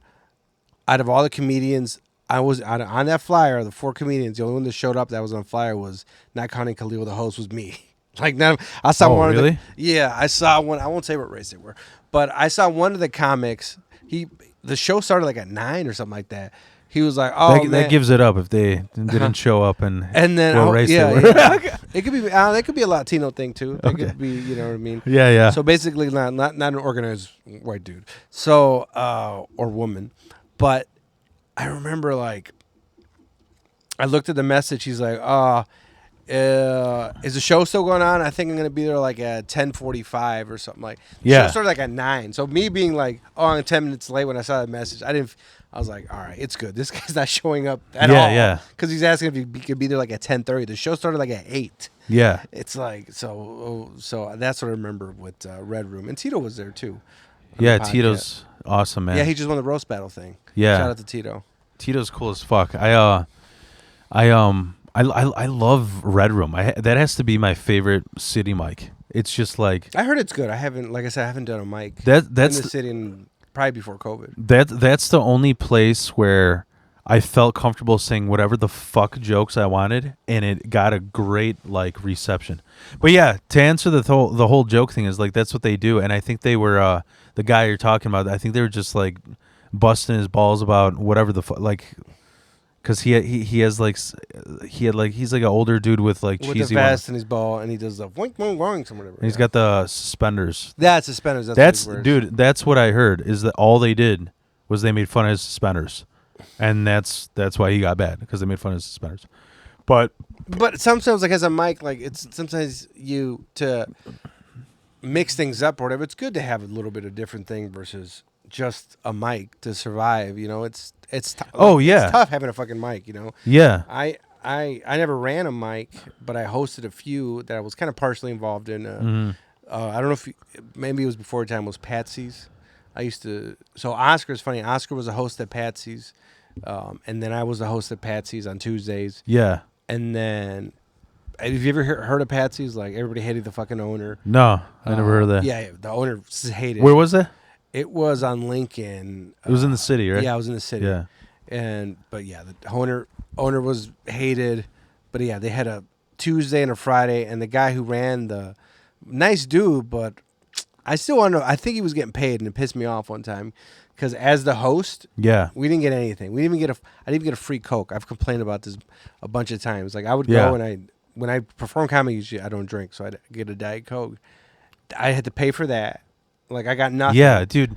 Like you gotta understand. Like if you're doing something and if you're at a venue and because I remember one time it looked like they settled up. Yeah. The owner and the other host. Because this is what the host would do. He'd come up, he'd do some time, whatever, and then the host he would get would host the rest of the night, and he'd sit on his computer and do his homework. Yeah. And I was like, to me, I was like, it was great. I got an opportunity. I'm hosting a mic. I get to be seen. Like, but then looking back, I was like, fuck. Like, you couldn't even get me a Diet Coke. Yeah. Like, so, Dude, I just bitched about value this. yourself a little bit. I just bitched about this on the last podcast as well. But I recently, so I got booked to do a showcase in Michigan, and I got a buddy of mine. I just had him on my showcase, Mike Pickerel. I think Oh he's shit, fucking, he's been on the podcast. he's funny He as used to hell. fucking do speedballs. Oh That's yeah. heroin and crack together, right? Oh, I think yeah. so. Yeah. He used to be a crackhead because I pulled out allegedly. I think we recorded that podcast. It wasn't on video, but it was I think I allegedly pulled out some coke, and I was like, "You okay? If I could pull it out?" Because he used to be. Oh Big yeah. coke cut, and I was like, I forgot. I think I was describing some type of procedure or something with coke, but it wasn't really coke. And you thought I was like, I didn't want to be like, "Hey, is this okay?" Yeah, He's like, yeah, "Oh, yeah. It's fine. It's fine. Because he was like, he used to be a.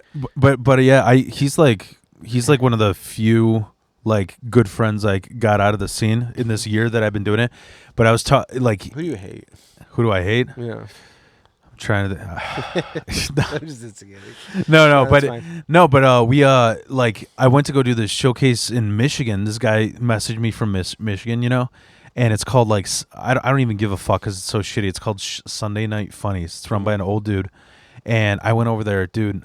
It's similar to how you said. And Mike told me this afterwards. He's like, "Oh, dude, I should have told you this." I'm like, "What?" He goes, "Like Michigan has this thing. This isn't how Mike described it, but this is how I retained it. Where there's such a small comedy scene in Michigan. You go to fucking Chicago and Chicagoland split together. There's fucking 7 mics every night of the week. You go to Michigan. There's like 1 mic a fucking week." For depending on where you're at, right? Mm-hmm. So this town that I went to, it was like 20 minutes from Kalamazoo, and Well, I think Christian Royce. He's around that area. He was a Michigan comic. He's been on the podcast, but yeah, we Christian talked some- Royce? Yeah, he was from Michigan. He Yeah. talked some Michigan comedy scene a little bit. Yeah, with Christian. And dude, and like what Mike was telling me is like what Michigan does is they do these things where they'll tell you you're on a showcase, but it's really just 4 reserved spots, an open mic, and nobody gets paid. And so I fucking drove 3 fucking hours out there. That happened to me here. I didn't know. Yeah. It was Flabby at the Abbey. Ricky March used to host. Dude, I fucking hate. Ricky March? No, Oh. Flabby. Flabby Dude, Hoffman? dude, Is he Flabby. dying? Is he dying? I saw him with a mask in like a hospital. I think he just had some health issues or something. I have no idea, but dude, I used Wait, to why do. do you hate Flabby? Dude, I don't even give a fuck. I'll just mention this on here because I don't have a following. Is But it because he did his radio show? I heard it's goofy. yeah, I did his radio show, and I used to deal with him all the time playing music. And Oh, yeah, because he would do the shows, the Yeah. comedy, and then the music would start. And dude, it was just like he would just, he took a huge ass fucking cut, and he didn't pay attention to who he booked. I remember, dude, when I did the it was show. it was a mic. It was just a booked mic. You just messaged. It was like Flabby. Yeah, Well, same thing would happen with Flabby the Offie, where he used to run the Ricky March. Because I remember I messaged Ricky, and I was like, hey, can I get a spot? He's like, I'm booking. I messaged like, yeah, this day. And I was like, holy shit. I realized, it was just basically a booked mic. It's Yeah. a mic, but you just, and then, yeah, and the Flabby used to run that. yeah, no, before dude, it burned down. So he booked us at this show where, like, when you're in the music, I mean, I guess it's similar to the fucking comedy scene. You're not gonna book, I don't know, Hannah Gatsby and Louis C.K. on the same lineup. You know what I mean? Hannah Gatsby, the one, The lesbian. but what's the name of her special? The Nanette or something like Yeah, that? yeah, That's kind of like more like there's no jokes in it or something was her theme. yeah. punchlines. Spoken victimization or whatever. Yeah. But yeah, you're supposed to have similar whatever. If you're booking fucking music, you want all metal bands, right? Mm-hmm. Dude, he booked us, and it was like the headlining band was like noise mathcore, like Dillinger Escape Plan or Hatebreed. Okay. Then it was us, who we sound like this American Oasis, like this hippie Beatles band, and then the opener was a 70-year-old guy dressed up as a smiley face, telling word for word Rodney Dangerfield jokes. And I showed up. I'm like, what the fuck is this? What is going on here? And the funny thing was, my bassist was this. He's literally Tweak from South Park. He's just always freaking out, and he was on acid. Finger or a pick? Did he on the bass? Did you use a pick or you use finger? Finger. Okay, cool. But the thing that pissed me off about it, because he was such a tweak, and he was like, I'm getting germs on my like cut open fingers. He started playing slap, which was so annoying. Dude, I wanted to fucking kill him because Which is people to know it's more like a funk, yeah, fucking 70s. it's the Seinfeld intro, you know. Yeah. So here I am playing like, just picture any hippie like, here comes the sun, da-na-na-na, like a Beatles song, but you're hearing bang bang bang bang bang bang bang. I wanted to fucking kill him, but he was Why doing was he playing slap? because it was hurting his fingers. So, but anyways, that night that Flabby booked us, my bassist, the Tweak, he took acid, and normally he was like a really reserved, like anxious guy. He was just shitting on this comedian the whole show. It was the funniest. It was fake Rodney Dangerfield. yeah, and then he invited us on his radio show, and I went on there. Yeah, because you don't know, like, oh shit, I'm gonna be on the radio. This is exciting, and then Yeah, you and show up to that shit. you show. show From up what to- I've heard. yeah, I've never done it, but I heard like it's 3 hours long, and you get to talk for 10 minutes. and then And you have to sit through the whole fucking thing. And I sat through the whole thing, and I couldn't go with my whole band. I only went with my drummer, which I didn't understand what happened. But for context, my drummer is black. We show up at the show, and the 10 minutes that we get they had a black drummer in the beginning. the reason why I'm mentioning that is because the 10 minutes that we get to talk, he asks my black drummer, he goes, "How come you guys always have Nazi shit on stage?" And he's like, Wait, what do you mean? What are you saying? You as the band in general? Yeah. Or like he's saying both of us. Yeah. He's like, "How come you guys always have Nazi?" And we're like, "What are you talking about?" He goes, "Yeah, you always have Nazi shit." And then we're like, who? "Who the fuck is this guy?" And then No, and quick then question about that. Like when he's saying you guys always have Nazi, is he saying punk band or your type of band? my band Or your specifically, specific my band. specific band. Okay. And turns out he was just making a boomer joke. Like, oh, I'm just kidding. You guys don't. You guys. I'm like, no, we don't. And I don't know. Like, is that funny? Like, Yeah, I heard a lot of weird, like, well, what's your favorite mustard? And just he just you know why he said that? Because we were in like a hippie band. I would fucking on the back I would project old like hippie like Woodstock footage, you know. And I think in one of them it was the Charles Manson cult. And he's like, why do you put Nazi shit? I don't know. It was fucking stupid. He didn't make me laugh. And then the thing is, like, when I tried shitting on him, like all these, I'm like, dude, he just like grabs a bunch of acts, like darts, throws them at the wall blindfolded, and I'm like, oh, that's a show. You know, like he doesn't care who's booked. And then when I shat on him about it, like there's all this like lashback to me. There's just like he's an important staple of the Chicago art. He's been shit on people who've done the show. I forgot who I talked about in the podcast. On my bio, they're like, it's a shit show, the radio show, from what I've heard. You know what I mean? And the problem is you don't know when you first start as a comic. You're like, oh shit, I'm gonna be on the radio, and you go there and I'm like, what is this? And I never did, and I was gonna do it in the beginning, but then I just Saturdays I think I worked or caddy, so I didn't. The timing was during the day, right? Like 2 p.m. to 4 p.m. And yeah, glad I. The one thing I didn't like about Flabby is I did one of his shows at I forgot what the spot is, but there's a bullet hole when you go in, and it's by the Red Line or something. Red Line Tap. Yeah, I think it was at Red Line Tap show, booked mic. So I did it, and afterwards, and I was been doing comedy a few years. You know what I mean? So I've done shows. I've been getting paid, and then what he takes is. He splits the tip jar with all the comics, so we get $3 to $5 or something like that each. And he was like, "Here you go." He's like, "You can finally say you're a comedian. You finally got paid doing comedy," and he gave it to me. I didn't say anything like, "I'm not gonna be that guy." I was like, "I've been paid," but it was in my head. I was like, oh, "So like, I've been doing this a while. I've been getting paid gigs. You're not."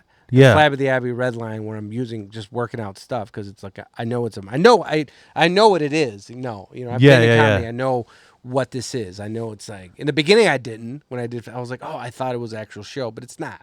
But I know that now because I can go here.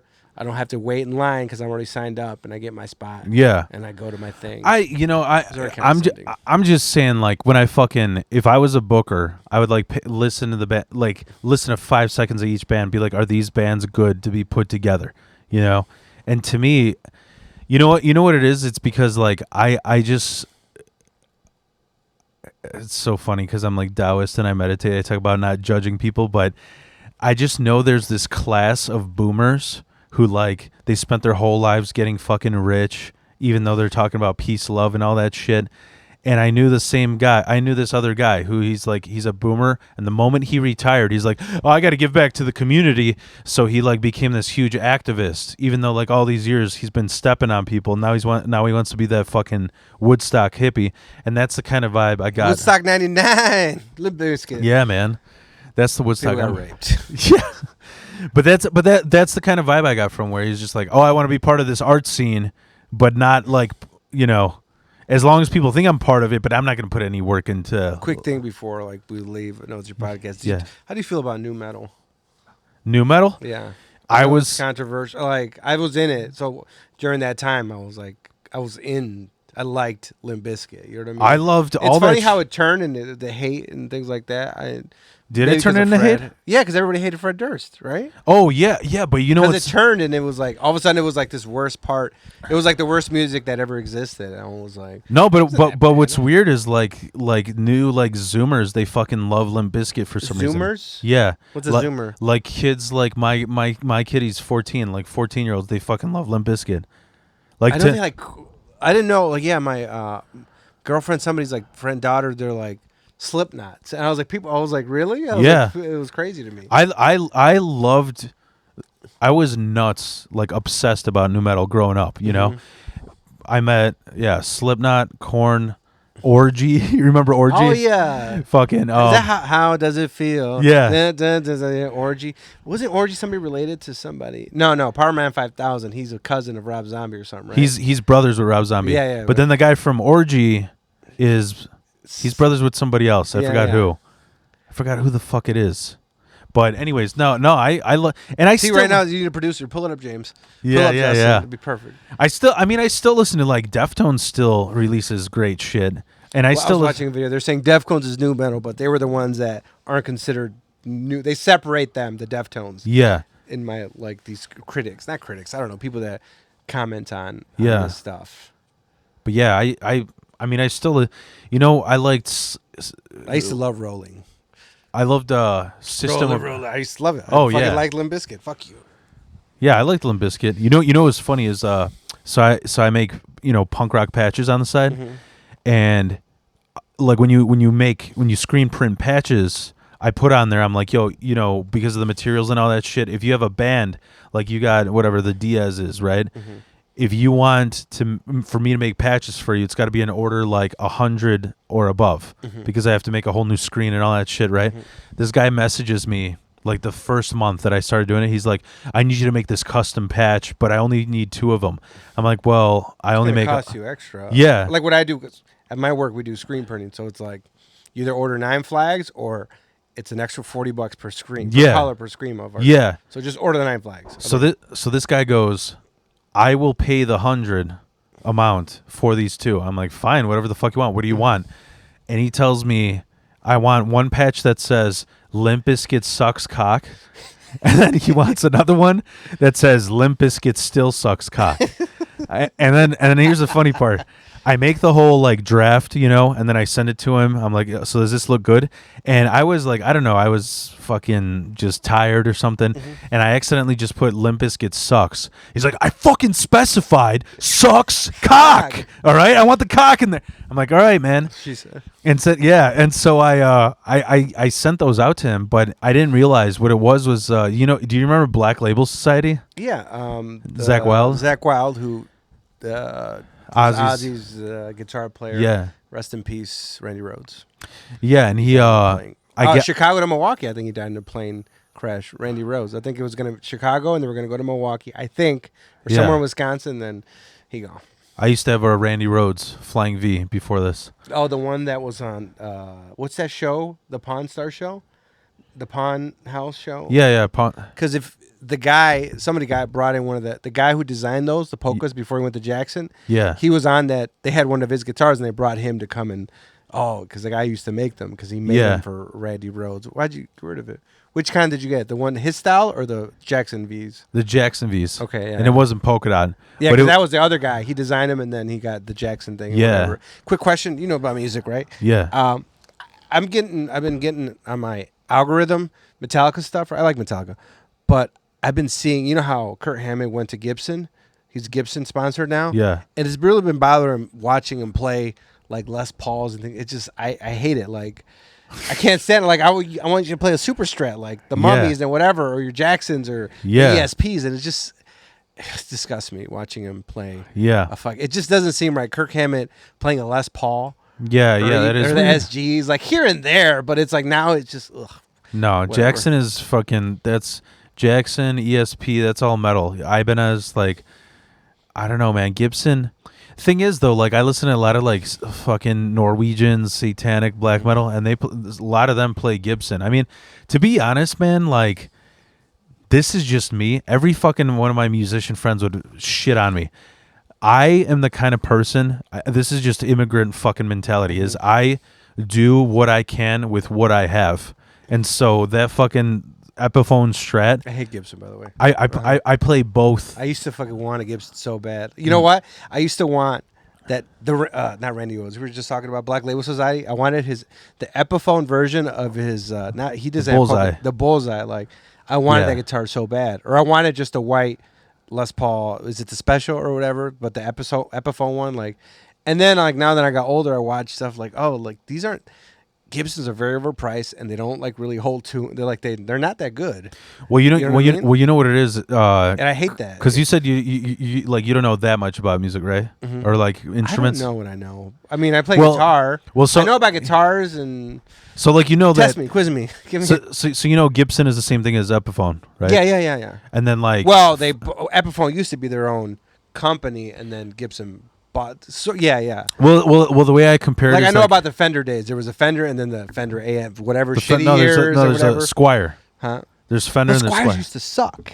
Like when I started playing No, guitar, Squires still kind of I suck. heard the Squires are decent now compared to like the Squires back in when we started playing when I was 16. So it's like the way I got it compared is like there's luxury and then there's generic, and so it's like kind of like how Acuras are the luxury, Hondas are the generic because they're the same parts. I don't know if you know that. Yeah. They're just the Well, yeah, I'm a Honda person. That's why I know that. yeah. Or like But the or thing like with- Lexus and Toyota or like Chevy and Cadillac. But like, Epiphone, from what I remember, like certain Epiphones were like actually not like Gibson. Like Gibson, look, at least an Epiphone, you're paying $500. You're paying what, $4,000 for a Gibson, where you can get yeah. like these new I think- companies that make Gibson style ones that are fucking. But I think that so much more reliable, and consistent. the difference is like so I have two Epiphones there, Epiphone Strat, Epiphone SG. I would buy an if Epiphone. I- I wouldn't buy a Gibson. If Me. the difference would be that the SG, if it was a Gibson, it would be a one piece.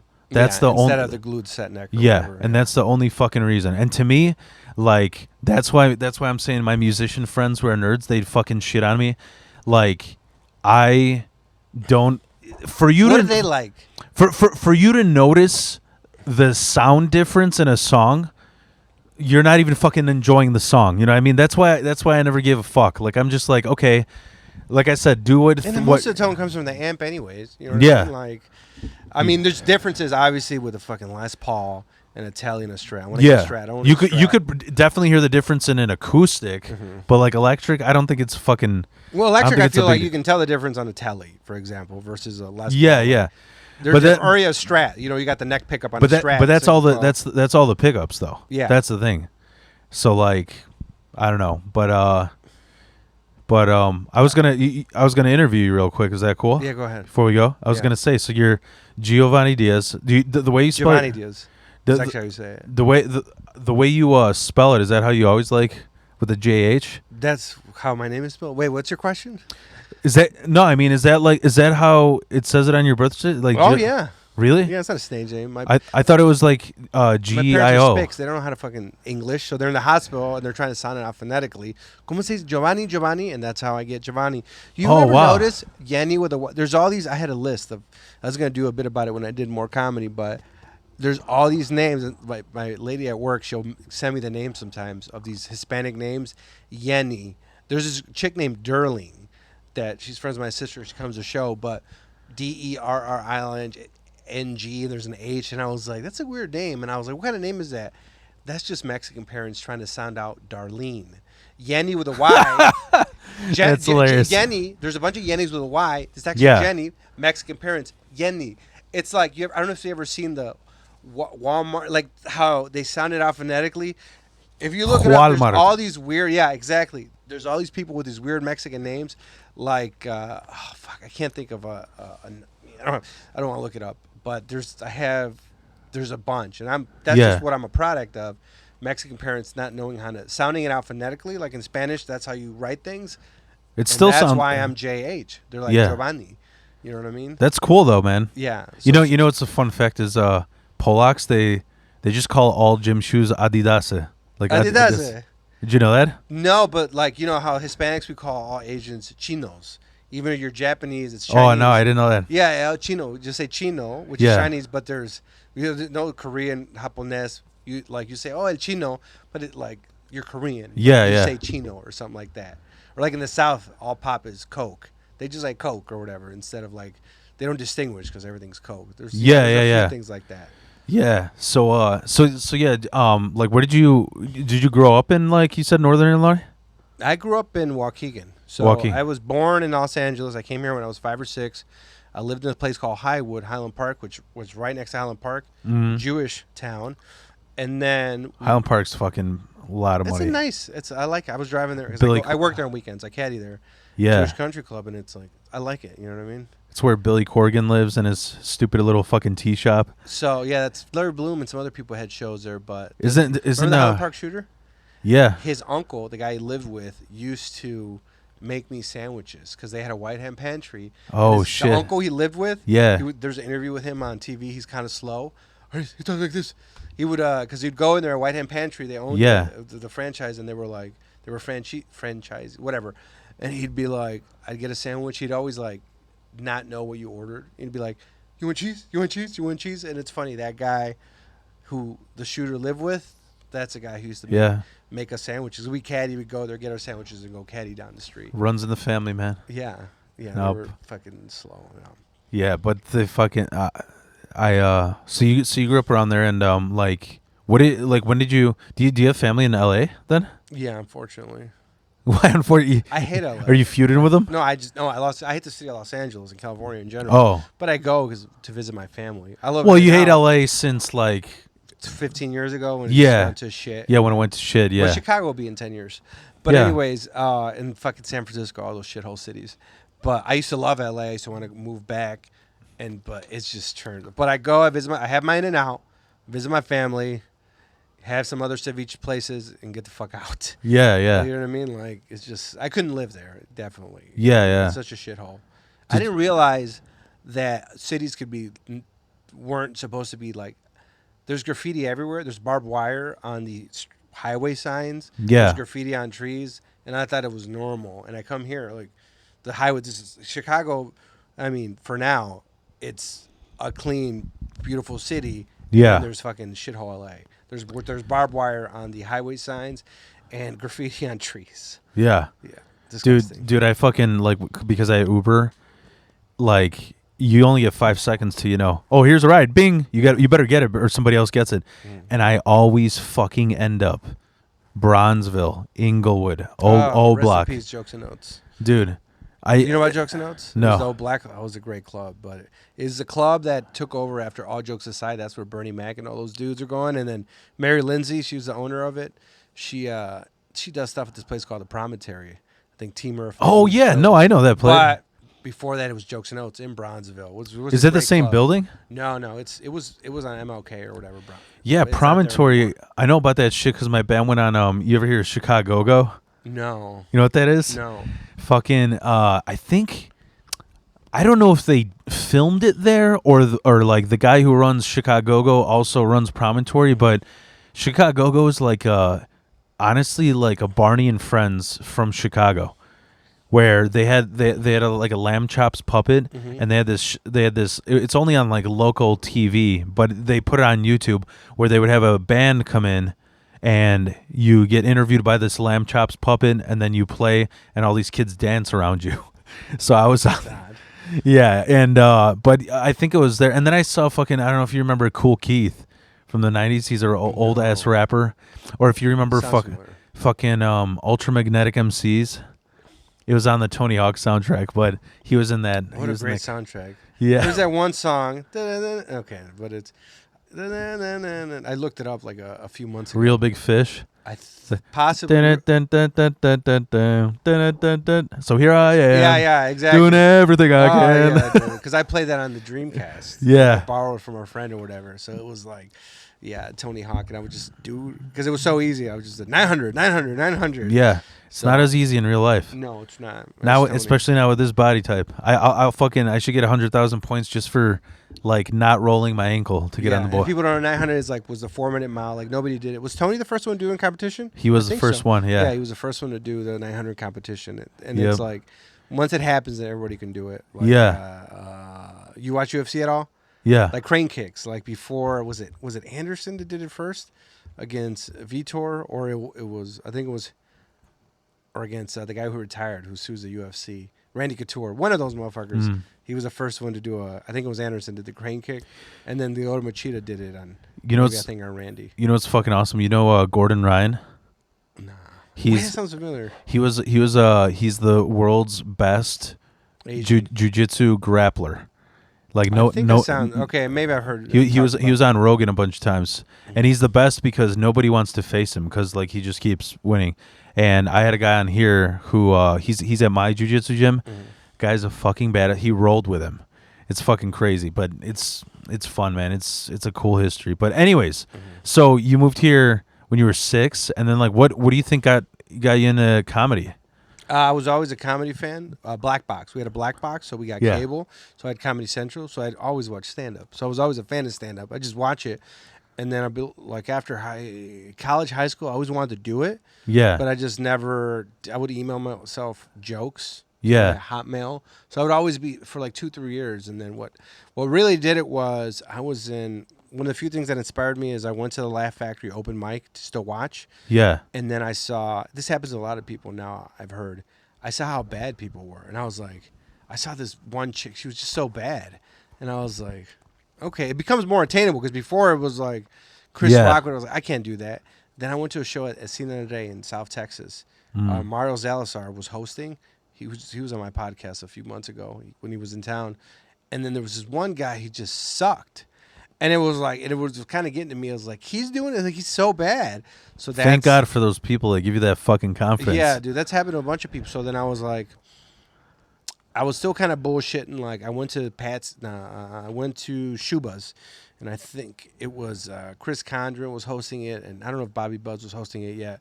And I went and I was in the car and I drank I think a Red Label, or Dewar's whiskey, and I drank a lot. And then I had some beers, and I kind of saw the list and I signed up, but it was like 30 people deep. I kind of saw it, but I didn't, and I was just sitting there, and I knew I wasn't gonna go up, and I just drank more, and I was like, I'm not going up. There's too many people, and I left. Yeah. Drove to a strip club, Googled the closest strip club, started driving there, and as I'm heading there, I started looking at the reviews, and I saw the reviews like, oh, the guys there are really hot.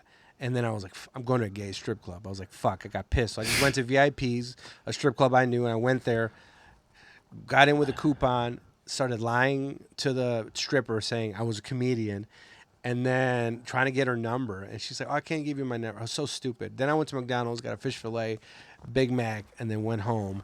And I was like, that was sad. But then I was with a lady, and we were still together, but we weren't. But then my dog died. And when that dog died, I went to the vet, the place that we took it. Yeah. They're like, hey, if we can do this, it's going to be $600 or blah, blah. And I was like, give me the dog. Yeah. So I went to Walmart, got some shovels, some ponchos because it was raining. I was like, I'm not paying all that. I'm burying the dog. Went, and I remember carrying the dog and seeing like I've never seen a dead body. Nobody in my family close to me ever died. Yeah. You know what I mean? And that was the first time I was close to some type of death, and the body was here. I was carrying it, and it was like, Dad, I was like, oh, she was my dog. And I was like, it made me really put in perspective, like, oh, you could die. Like before, like you see it on TV, death, but it's like, it wasn't real until that moment, like actual death.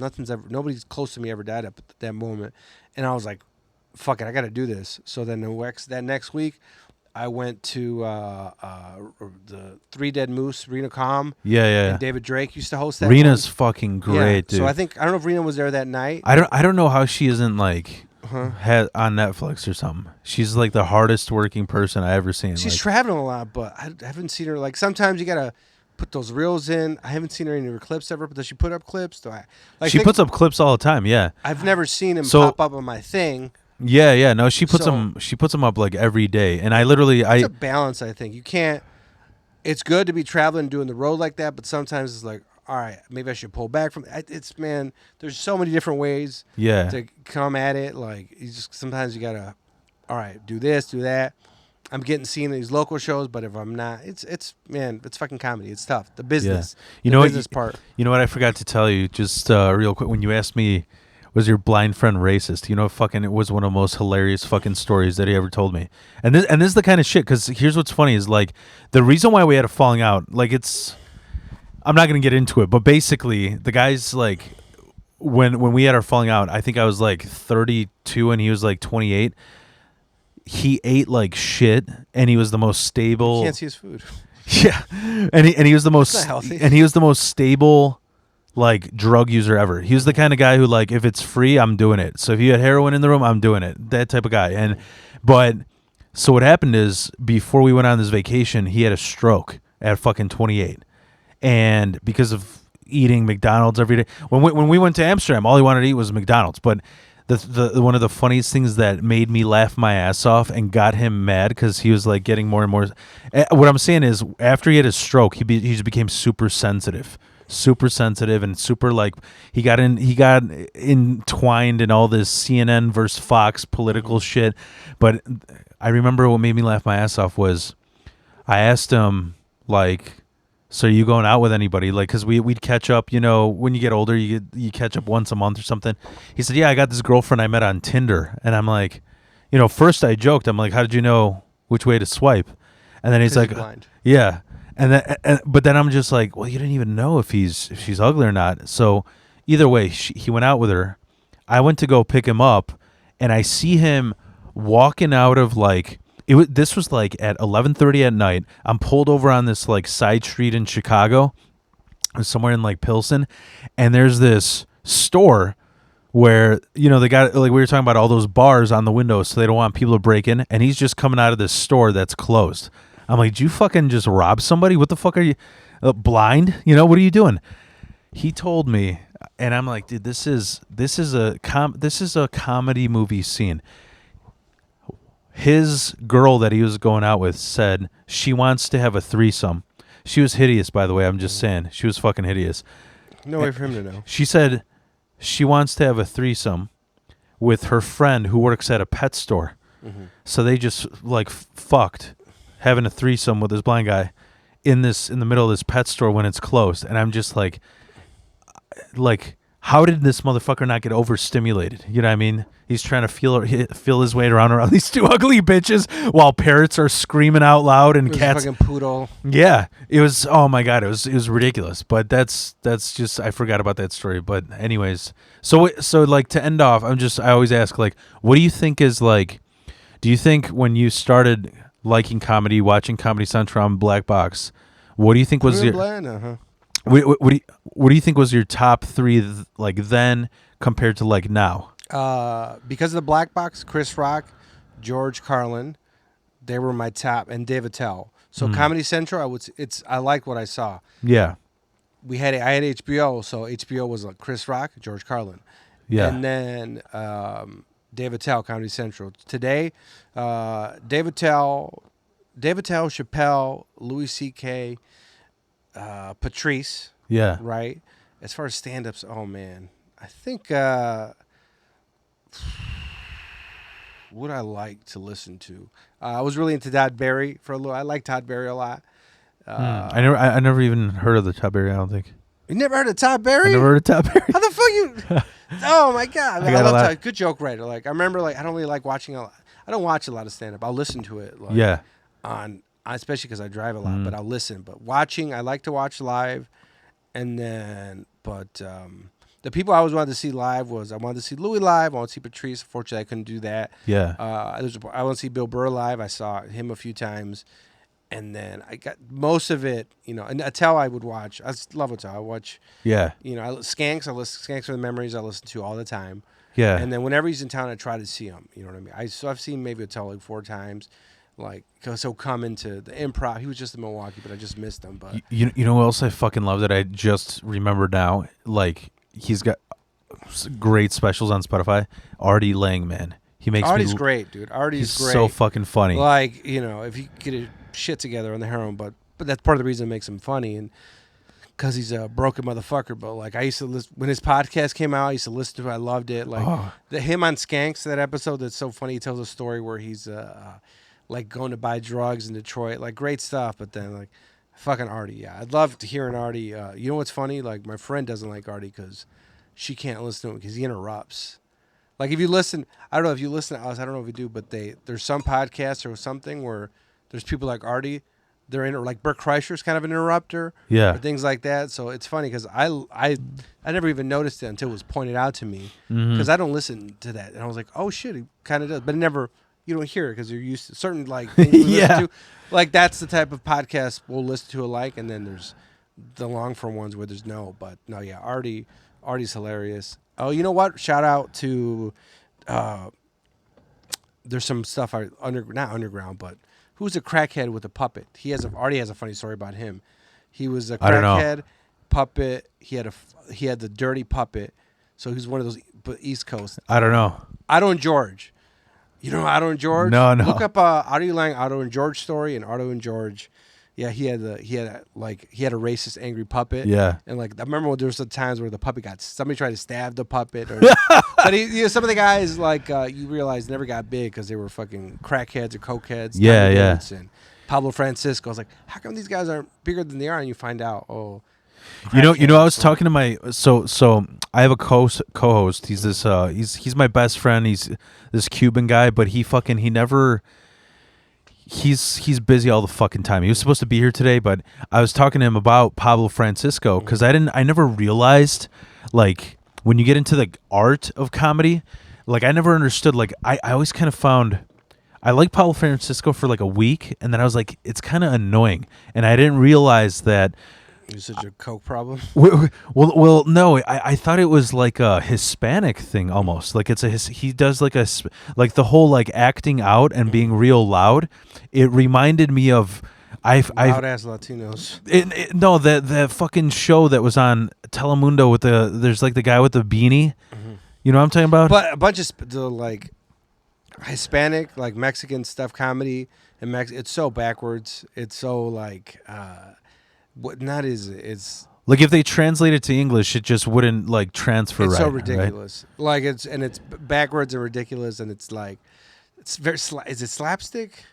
Yeah, that's the word I was looking with for. Just goofy with mix, and it's like yeah, I hate that shit. I like jokes. You know who I really like that I forgot, like I never even mentioned, is like, so I got into comedy because, dude, my family filled with cunts. Just shitting on each other. You're fat. You're disgusting. Your girlfriend looks like a man.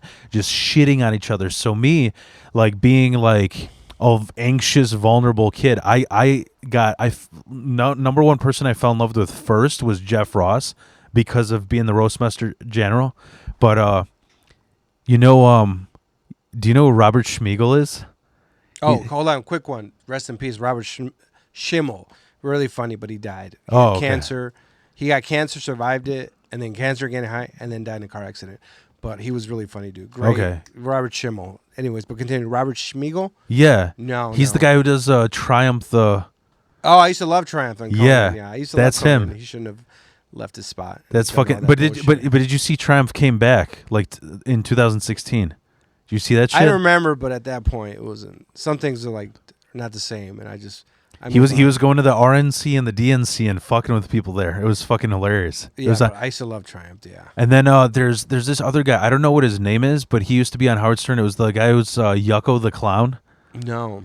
Oh, he was just like Triumph, where people would fucking fight him, but he just shit on people on the street. It was fucking hilarious. But that's what I like. Anyways, I don't know how much longer you want to go, but I gotta pee soon, so let's wrap yeah. I gotta go see my baby.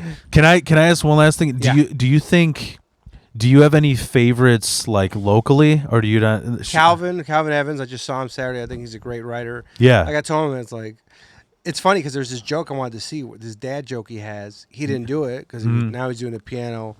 I like Joey. I've always liked Joey Villagomez. Like growing up, not when I started, Joey and Abby, like the Latinos. Yeah, you know, yeah. I love what Ken Flores is doing right now, dude. Like he's out there fucking killing it, dude. Like it's funny. Like I remember my first roast battle was a roast battle where Ken was at, and I wrote jokes for Ken because it was like you might go against each other if you didn't do it. Was me for Tyler Kretz, who got me the Louis tickets. Tyler messaged me. He's like, "Hey, I got these Louis tickets." Yeah. And I was like, yeah, cool. And he sold me the Louis tickets for like a great deal. Thanks, Tyler. But me and him went roast, and Ken was on that one. Yeah. And that's when Ken was kind of just first starting. But like, I love like he's out. He's doing it. He's doing it like how you should be doing it. Like he's out and he's killing it. So it's like he's because I remember when I did this podcast the first time, he's like, from when I saw him, he was different because he dedicated himself to writing, going and performing and getting better at the craft and learning from people and things like that. So fucking Ken Flores, Calvin I've always loved. I can't. I'm trying to think of some other ones, but yeah, like Calvin. Like the good thing about knowing comedy, when I used to run some shows, I was like, man, this person is as good as these headliners. Kevin Bozeman's hilarious, as good at these headliners. But Larry Reeb, he's another local guy. Yeah. Uncle Larry, you know Uncle Larry? No, he's like some of these. Oh, Chris Barnes. These are OG guys. Chris Barnes is out of Milwaukee, one of the funniest motherfuckers out there. But people don't know he doesn't have reels. He doesn't have, like, his social media is just his Facebook. He works at fucking Delta during the week. He's going to retire, and I'm going to get him on the podcast. It's like, but these guys aren't. They don't know him. He doesn't have a special. He doesn't have this stuff. You know what I mean? Uncle Larry has records, but, like, I'm trying to get him on. Like, there's these guys that like Chris Barnes is a killer. Yeah. But outside of this area, and he tours, it's like he's not on the reels. He's not getting popped up. And Yeah, it's like, yeah. I'd love to if I could. I was thinking about if I could finance his special or something like that and do something to get a door cut or something. So his stuff is out there. Dude, the Because when these fucking- guys are gone, they're gone. You know, the only Yeah, people yeah. see him is people at these local shows that just see him crush, and then And the scene is so fucking tight knit. Like I'm sure you could start like a GoFundMe. I mean, I've seen idiots like I knew a guy that like moved from the suburbs to the city, crashed his car trying to park it the first week in the city, started GoFundMe for that. So imagine like if you wanted to finance a fucking special, the community would help out a lot, you know? so Like- something, yeah. Because I've talked to like just something. I can figure something out, but Yeah, yeah. he's retiring soon from Yeah. but yeah, like Uncle. So no females, huh? No females, No. huh? I see how it is. Who like Rita? What I remember Rutner. Who's my? No. Sarah Perry's fucking awesome. Who do I like? Can you give me some female comics? Man, there was one. Oh, Claire somebody. no. Fuck! I just saw her, and I want to see her, and I looked her up. Louis brought her up. Let me. Fuck. She. Let me. Where the fuck is my phone? She. Fuck! I just found her on. Louis brought her up on Rogan's podcast, and I just found her on Instagram. Hold on, I screenshotted it. What is her name? Oh my god, where the fuck? Let me just go to screenshot. Oh, look, I took a picture of Larry Reed when I was at Zany's. Uncle Larry. It's a sickens, and I'm a happy guy. Let me go to screenshots real quick. What the fuck is her name? I'm not getting it off. What'd she look like? Thick, my type. Screenshots. We're coming up. Oh my god. What is her fucking name?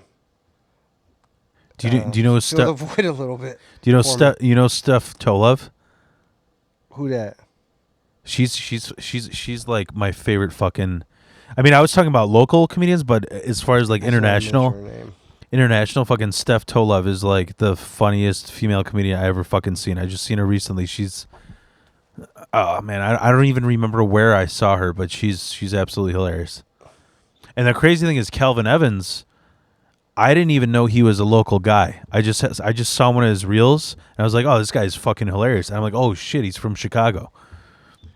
I can't think of her name, but she's fucking hilarious, and I'll message you so you can maybe put it in the description or something like that. But All right. fucking on Rogan, Louis brought her up. He was like, and she popped up my thing, and I was just going through it. I was like, I fucking love her jokes. I'll message you as soon as I find it, dude. I can't. I want to. Yeah. Let me look. Why the fuck, dude? I take way too many screenshots, and then look, Jax. Oh, here's a Paul Anka. No. He was actually Lebanese. Blizzard of Oz. No, I get all these cover band things. I went to go see a cover band. And now they're all popping up. Oh, there's Calvin. Fuck. Oh, what's his name? Just got kicked out of a bar. I can't. I don't remember. One more thing. Let me just go to my recent messages and the media. Can you fill in some some void for me here? Fill in the void. All right, so Jhovany Diaz, you still like you run into Lobo Den. I would say the best podcast here. You should check it out. Are you doing any shows recently that you want to plug? I'm doing something I think for Lance Richards. It's going to be in Rockford. It's going to be that Fat Brains. I think 514 or 517. I'm doing the roast battle on 5-4 against Jewish Todd Glover, who his podcast will come out in a few weeks. He's on episode 2 of the Lobo Den. Anthony Fuentes, he has a recording coming up at a Mikey O show, so check that out. Me and him are doing the roast battle on 6-1. He's also been on the podcast episode like 108 or something like that. Nice. So yeah, Lance Richards in Rockford, but go the Lobo Den podcast. Like subscribe to the YouTube. Is it on everything? Huh? You got it on everything, Spotify, iTunes. Everything. So, like, tell a friend, just subscribe. I looked at my stats. Like, most of my views are from non-subscribers. So, my subscribers don't even watch. So, I got to get on that side of the thing. You know? I got to figure that out. Well, thank you for coming on. Thank you, brother. I appreciate it, man. And, yeah. All right. Lobo Den. Wow, Phil.